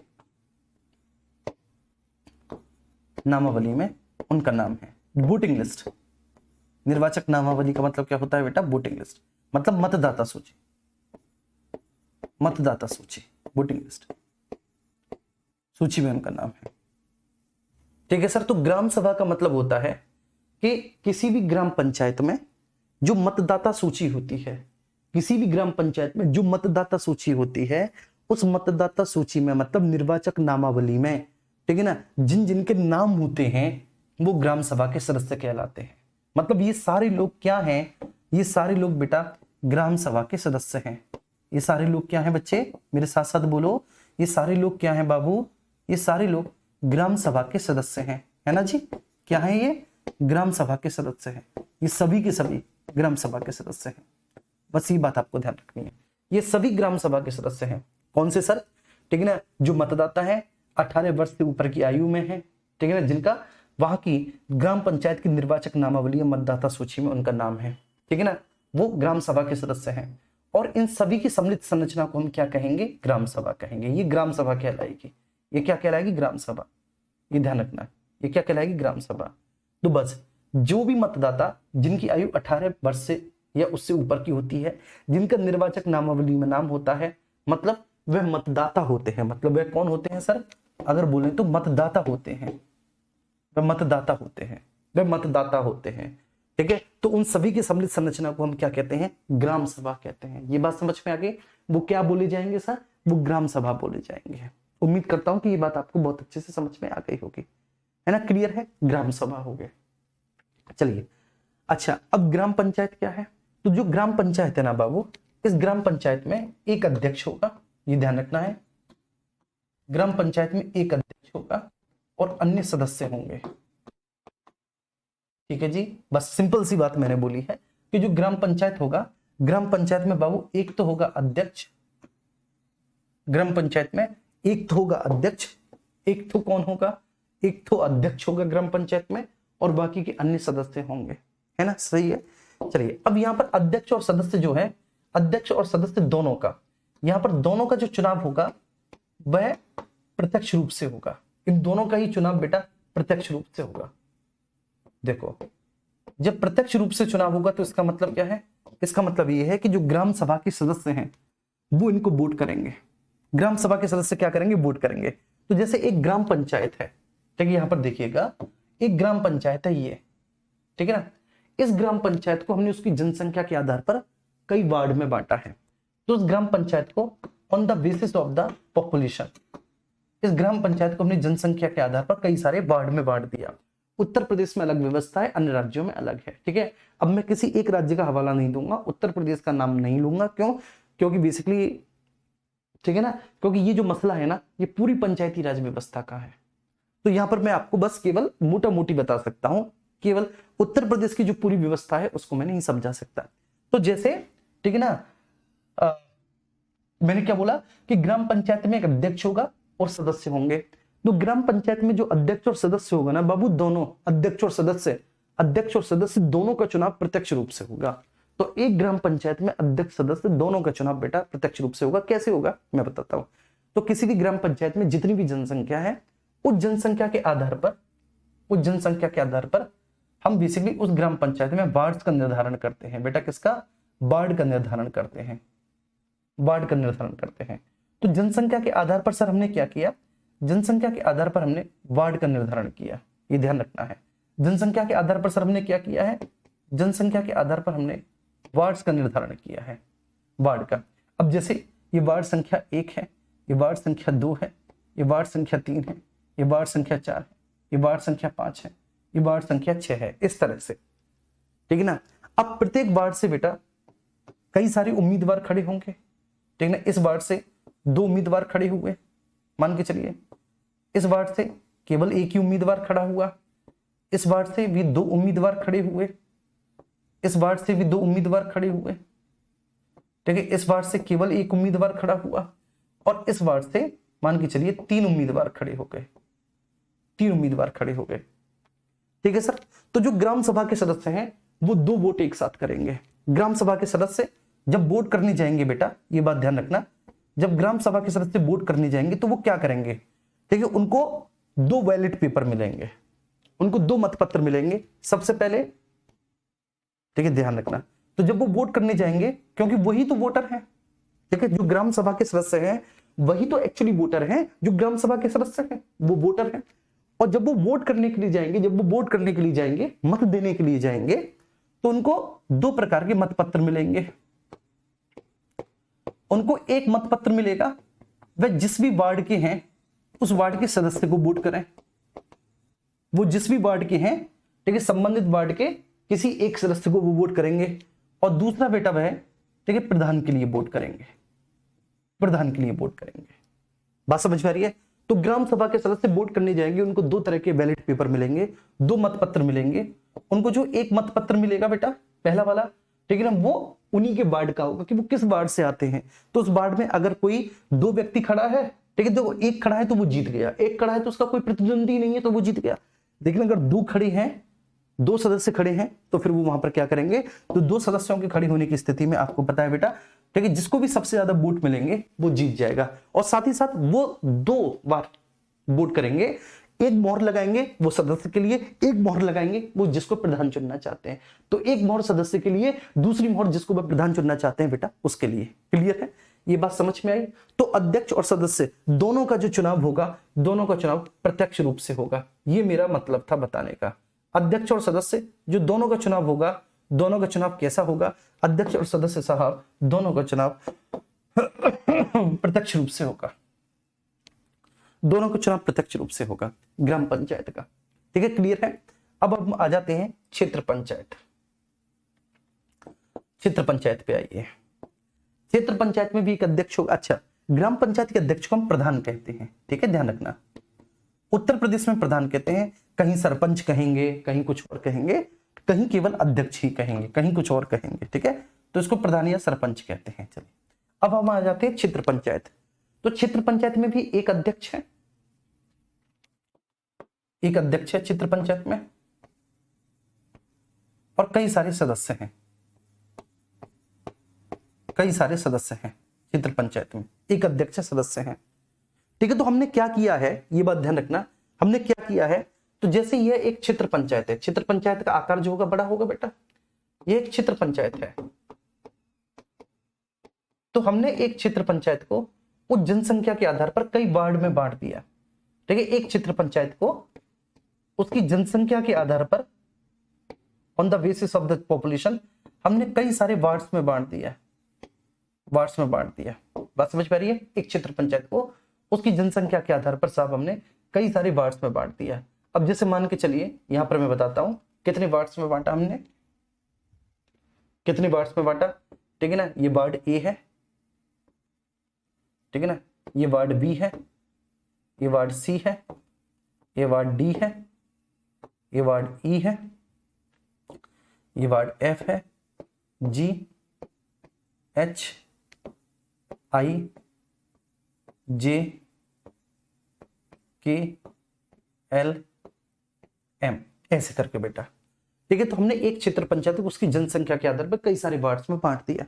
अब ये जो वार्ड होंगे ना बेटा, ये वार्ड होंगे, ठीक है, इस वार्ड से मान के चलिए 3 सदस्य खड़े हुए, 3 सदस्य खड़े हुए, इस वार्ड से 2 ही सदस्य खड़े हुए, इस वार्ड से भी 2 ही सदस्य खड़े हुए, इस वार्ड से कोई एक ही सदस्य खड़ा हुआ, इससे 3 सदस्य खड़े हो गए, इससे 2 खड़े हुए, इस वार्ड से, इस वार्ड में बहुत कंपटीशन है, इस वार्ड से 3 सदस्य खड़े हुए, इससे 2 खड़े हुए, ठीक है ना, इससे 4 सदस्य खड़े हो गए, इस वार्ड से केवल 1 सदस्य खड़ा हुआ, इससे 3 सदस्य खड़े हुए, इससे 1 खड़ा हुआ, इससे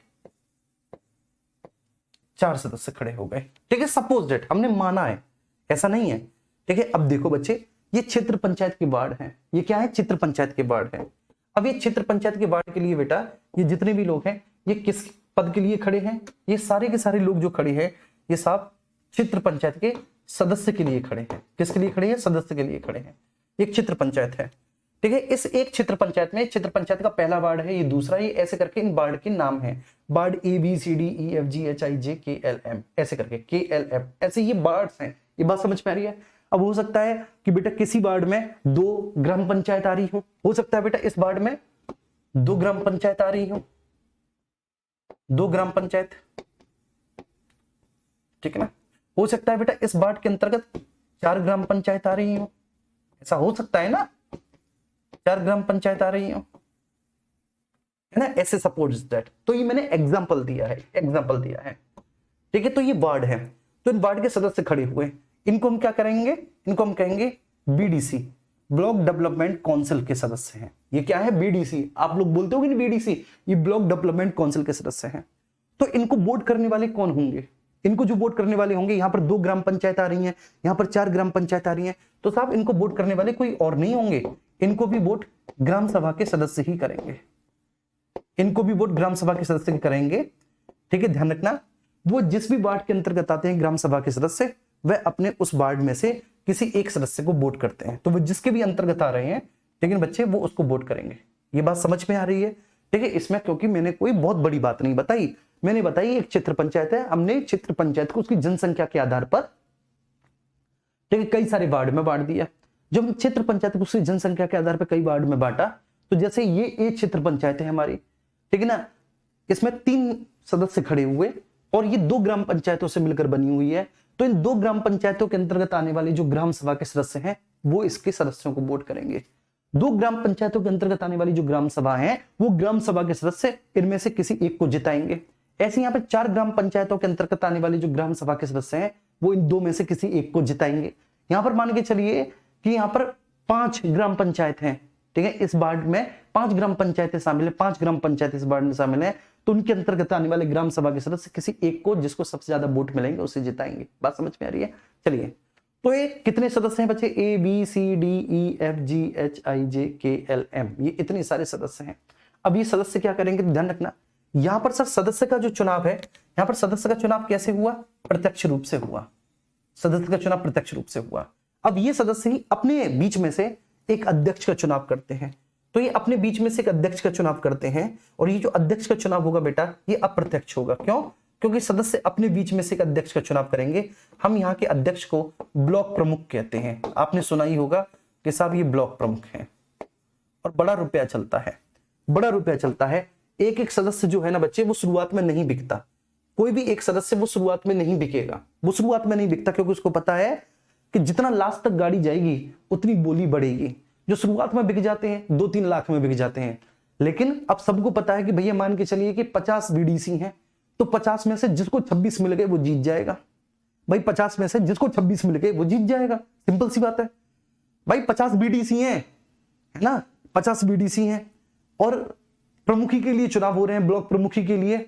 एक उनमें खुद वो है जो खड़ा है, एक खुद वो है जो खड़ा है, उसको पता है कि साहब मेरे अलावा मुझे और 25 मिल जाए मैं जीत जाऊंगा। तो जो शुरुआत में लोग बिक जाते हैं वो कम में, कुछ ऐसे भी नालायक होते हैं जो बाद के लिए अपने आप को रिजर्व रखते हैं, ठीक है, उनके पास 2 या 3 जितने भी ब्लॉक प्रमुखी के लिए लोग खड़े हुए हैं वो उनके पास आते हैं, सबसे कहते हैं हाँ साहब तुम ही को वोट देंगे। कई बार किसी से 1 लाख रुपए तो दूसरे से 1.5 लाख रुपए रख लेते हैं, लास्ट तक सस्पेंस बना के रखते हैं। तो ये व्यवस्था जो है ना इतनी महंगी व्यवस्था हो गई है कि एक विधायकी का जो चुनाव है ना उसमें तब भी कम खर्चा आता है, ब्लॉक प्रमुखी के चुनाव में आज की डेट में 5 से 6 करोड़ रुपए का खर्चा आता है ब्लॉक प्रमुखी के चुनाव में। अब सोच के देखो, जो आदमी 5 से 6 करोड़ खर्च करने के बाद ब्लॉक प्रमुख बना है वो विकास के कार्यों में क्या लगाएगा, वो विकास के कार्यों में क्या खर्च करेगा, तुम बताओ। वो सबसे पहले अपना कोटा पूरा करेगा कि बेटा 4 करोड़ लगाए या 5 करोड़ लगाए हैं तो 4-5 करोड़ का पहले तो मैं 10 करोड़ बनाऊं, ठीक है, 10 करोड़ बनाने के बाद तब मैं देखूंगा कि मैं कहूं करूं विकास का कार्य या ना करूं। ये बात समझ पा रही है। ऐसी जिला पंचायत, तो जिला पंचायत में भी बच्चे क्या है, ठीक है ना, एक अध्यक्ष होगा, कई सारे सदस्य होंगे, एक अध्यक्ष होगा, कई सारे सदस्य होंगे। अब यहां पर सदस्य का चुनाव भी प्रत्यक्ष होगा, सदस्य का चुनाव भी प्रत्यक्ष होगा। कौन करेंगे बेटा, वही करेंगे, ठीक है, जो ग्राम सभा के सदस्य हैं। और अध्यक्ष का चुनाव बेटा सदस्यों के बीच में से होगा, तो ये अप्रत्यक्ष होगा। इसको जिला पंचायत अध्यक्ष ही कहते हैं, इसको कुछ नहीं कहते, इसको जिला पंचायत अध्यक्ष ही बोलते हैं। सब जिला पंचायत अध्यक्ष हैं, जिला पंचायत अध्यक्ष, ठीक है, डीएम के बराबर का दर्जा प्राप्त होता है साहब इनको, छोटे मोटे नहीं होते, जिला पंचायत अध्यक्ष। तो यहां पर मैंने बताया ये तो एक क्षेत्र पंचायत हो गई, ठीक है, मैंने आपको समझाई थी ना, ये तो एक क्षेत्र पंचायत हो गई।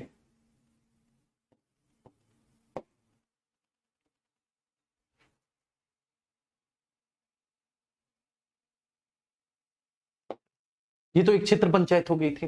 अब ऐसे ही जो जिला पंचायत होगी, जिला पंचायत का आकार बहुत बड़ा होगा, ठीक है, लगभग 50,000 लोगों की जनसंख्या पर एक सदस्य का निर्वाचन होगा यहां पर जिला पंचायत में, लगभग 50,000। तो जिला पंचायत तो बहुत बड़ा है बेटा, जिला पंचायत। तो जिला पंचायत की संख्या के आधार पर, ठीक है, उस जिला पंचायत के अंतर्गत कितनी जनसंख्या आधार होती है, तो जनसंख्या के आधार पर वार्ड का बंटवारा होगा। आमतौर पर प्रत्येक 50,000 की जनसंख्या पर एक वार्ड होता है, बात समझ आ रही है। तो जनसंख्या के आधार पर बच्चे किसका होगा, वार्ड्स का बंटवारा होगा। अच्छा, आप कहेंगे सर यहां पर लगभग 2000 की जनसंख्या पर बेटा, उत्तर प्रदेश में लगभग 2000 की जनसंख्या पर एक वार्ड क्षेत्र पंचायत का, जिला पंचायत का लगभग 50,000 की जनसंख्या पर एक वार्ड होता है। तो ठीक है, जनसंख्या के आधार पर वार्ड्स का क्या होगा बेटा, निर्धारण होगा। अब यहां पर भी बहुत सारे वार्ड्स हैं, ठीक है, सब यहां पर भी बहुत सारी वार्ड्स हैं, ठीक है, ऐसे यहां पर ए वार्ड है, ठीक है। अब आपको ये व्यवस्था समझ में आ गई होगी, ये ए वार्ड है, ये बी वार्ड है, ये सी वार्ड है, ये डी वार्ड है, ये ई वार्ड है, ये एफ वार्ड है, ये जी वार्ड है, ये एच वार्ड है, ये आई वार्ड है, जे वार्ड है, के वार्ड है, एल वार्ड है, एम वार्ड है, ऐसे करके। और एक वार्ड में कई सारे सदस्य खड़े हुए, कई सारे सदस्य खड़े हुए। तो सदस्यों का चुनाव तो कैसे होगा बेटा, प्रत्यक्ष। किसके द्वारा, ग्राम सभा के द्वारा, ग्राम सभा के सदस्यों के द्वारा इनका चुनाव प्रत्यक्ष होगा। इसलिए जो इस बार के चुनाव हुए हैं, आपने देखा होगा, इस बार के चुनाव में 4 बैलेट पेपर मिले थे, एक वोटर को 4, मैं खुद देने गया था। इस बार के चुनाव में बेटा 4 बैलेट पेपर मिले थे, आमतौर पे 2 मिलते हैं, 4 बैलेट पेपर मिले थे, ठीक है ना। एक किसका बेटा, एक ग्राम पंचायत के सदस्य का, एक ग्राम पंचायत के सदस्य का, और एक ग्राम पंचायत के अध्यक्ष का, ठीक है, प्रधान का। थोड़ा सा छोटा करता हूं, एक ग्राम पंचायत के अध्यक्ष का बेटा, प्रधान का, जिसने वोट डाला हो उसका पता है। एक मिलेगा बेटा बीडीसी का, ब्लॉक डेवलपमेंट काउंसिल के सदस्य का, और एक मिलेगा डिस्ट्रिक्ट डेवलपमेंट काउंसिल, मतलब एक जिला पंचायत सदस्य का, एक, ठीक है ना, बीडीसी का, एक प्रधान का, एक मतपत्र का, ऐसे करके 4 बैलेट पेपर मिले होंगे अलग अलग रंग के। बताओ हाँ या ना, आई बात समझ में। जिसको अब भी समझ में ना आई उसको संग पुष्प की जरूरत है, क्योंकि बेटा मैंने पूरा एफर्ट लगा दिया इस बात को समझाने में।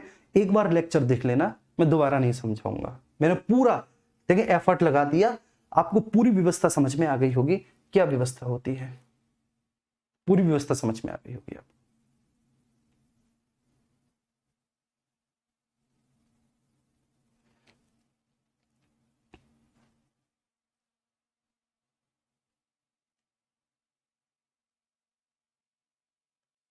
ठीक है, इस बार के चुनाव में 4 मिले थे, क्योंकि पहले अलग होते थे बीडीसी और डीडीसी के चुनाव। ब्लॉक डेवलपमेंट काउंसिल मतलब ये, ठीक है ना, ये क्षेत्र पंचायत सदस्य का है और ये जिला पंचायत सदस्य का है, जिला पंचायत सदस्य का है, जी पासा का है, और ये क्षेत्र पंचायत सदस्य का है, छे पासा का है। ठीक है, ध्यान रखना।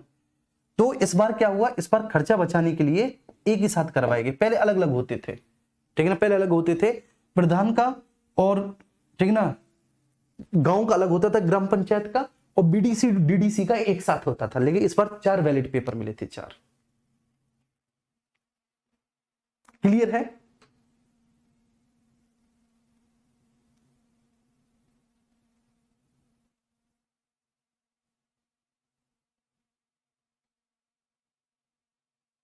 क्लियर है?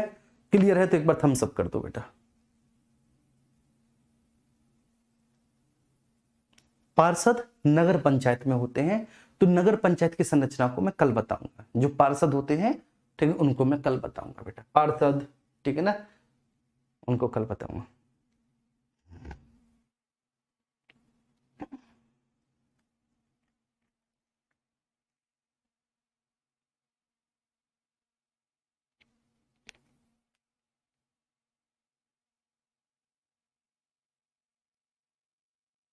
सौरभ गुप्ता, बेटा दिमाग का इलाज करवाओ, बहुत जरूरत है। हाँ, ग्राम पंचायत में दोनों चुनाव प्रत्यक्ष होंगे, ग्राम पंचायत में दोनों चुनाव डायरेक्ट होंगे, दोनों, ठीक है ना, चाहे सदस्य हो चाहे अध्यक्ष हो। बाकी का क्षेत्र पंचायत में केवल सदस्य का चुनाव प्रत्यक्ष होगा, अध्यक्ष का प्रत्यक्ष होगा, और जिला पंचायत में केवल सदस्य का चुनाव प्रत्यक्ष होगा, अध्यक्ष का चुनाव अप्रत्यक्ष होगा। अध्यक्ष दोनों में सदस्यों के बीच में से ही होंगे, सदस्यों के बीच में से ही होंगे।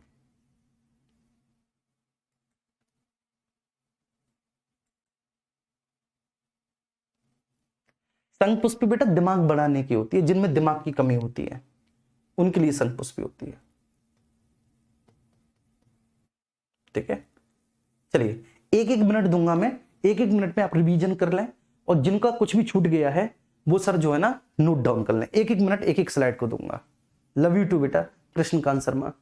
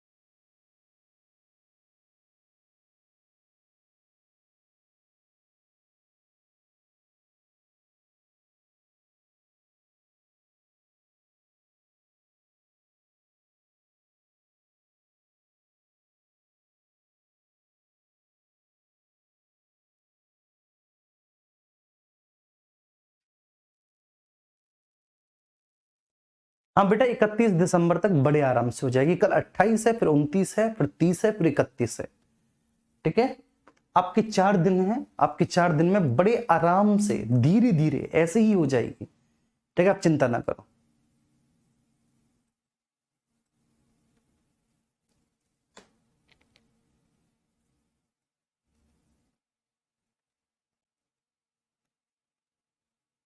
यही हूं बेटा, मैं कहीं नहीं गया। तुम लोगों के कमेंट पढ़ रहा हूं यार, तुम ठीक ठाक तारीफ कर रहे हो, अच्छा लग रहा है, चलो।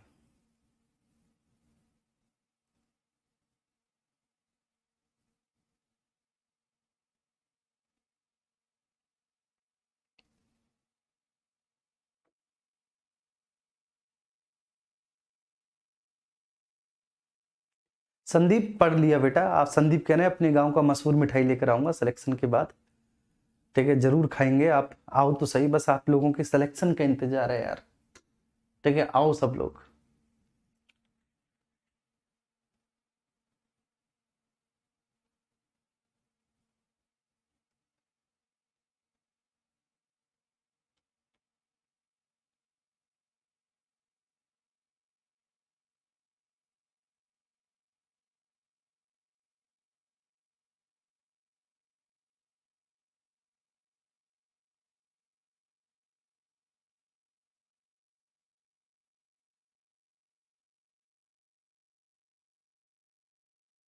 ठीक है बेटा, सुबह मिलेंगे कल। ठीक है ना, 10 बजे। ध्यान रखना, सुबह 10 बजे मिलेंगे, फिर दोपहर को 2 बजे मिलेंगे पॉलिटी में।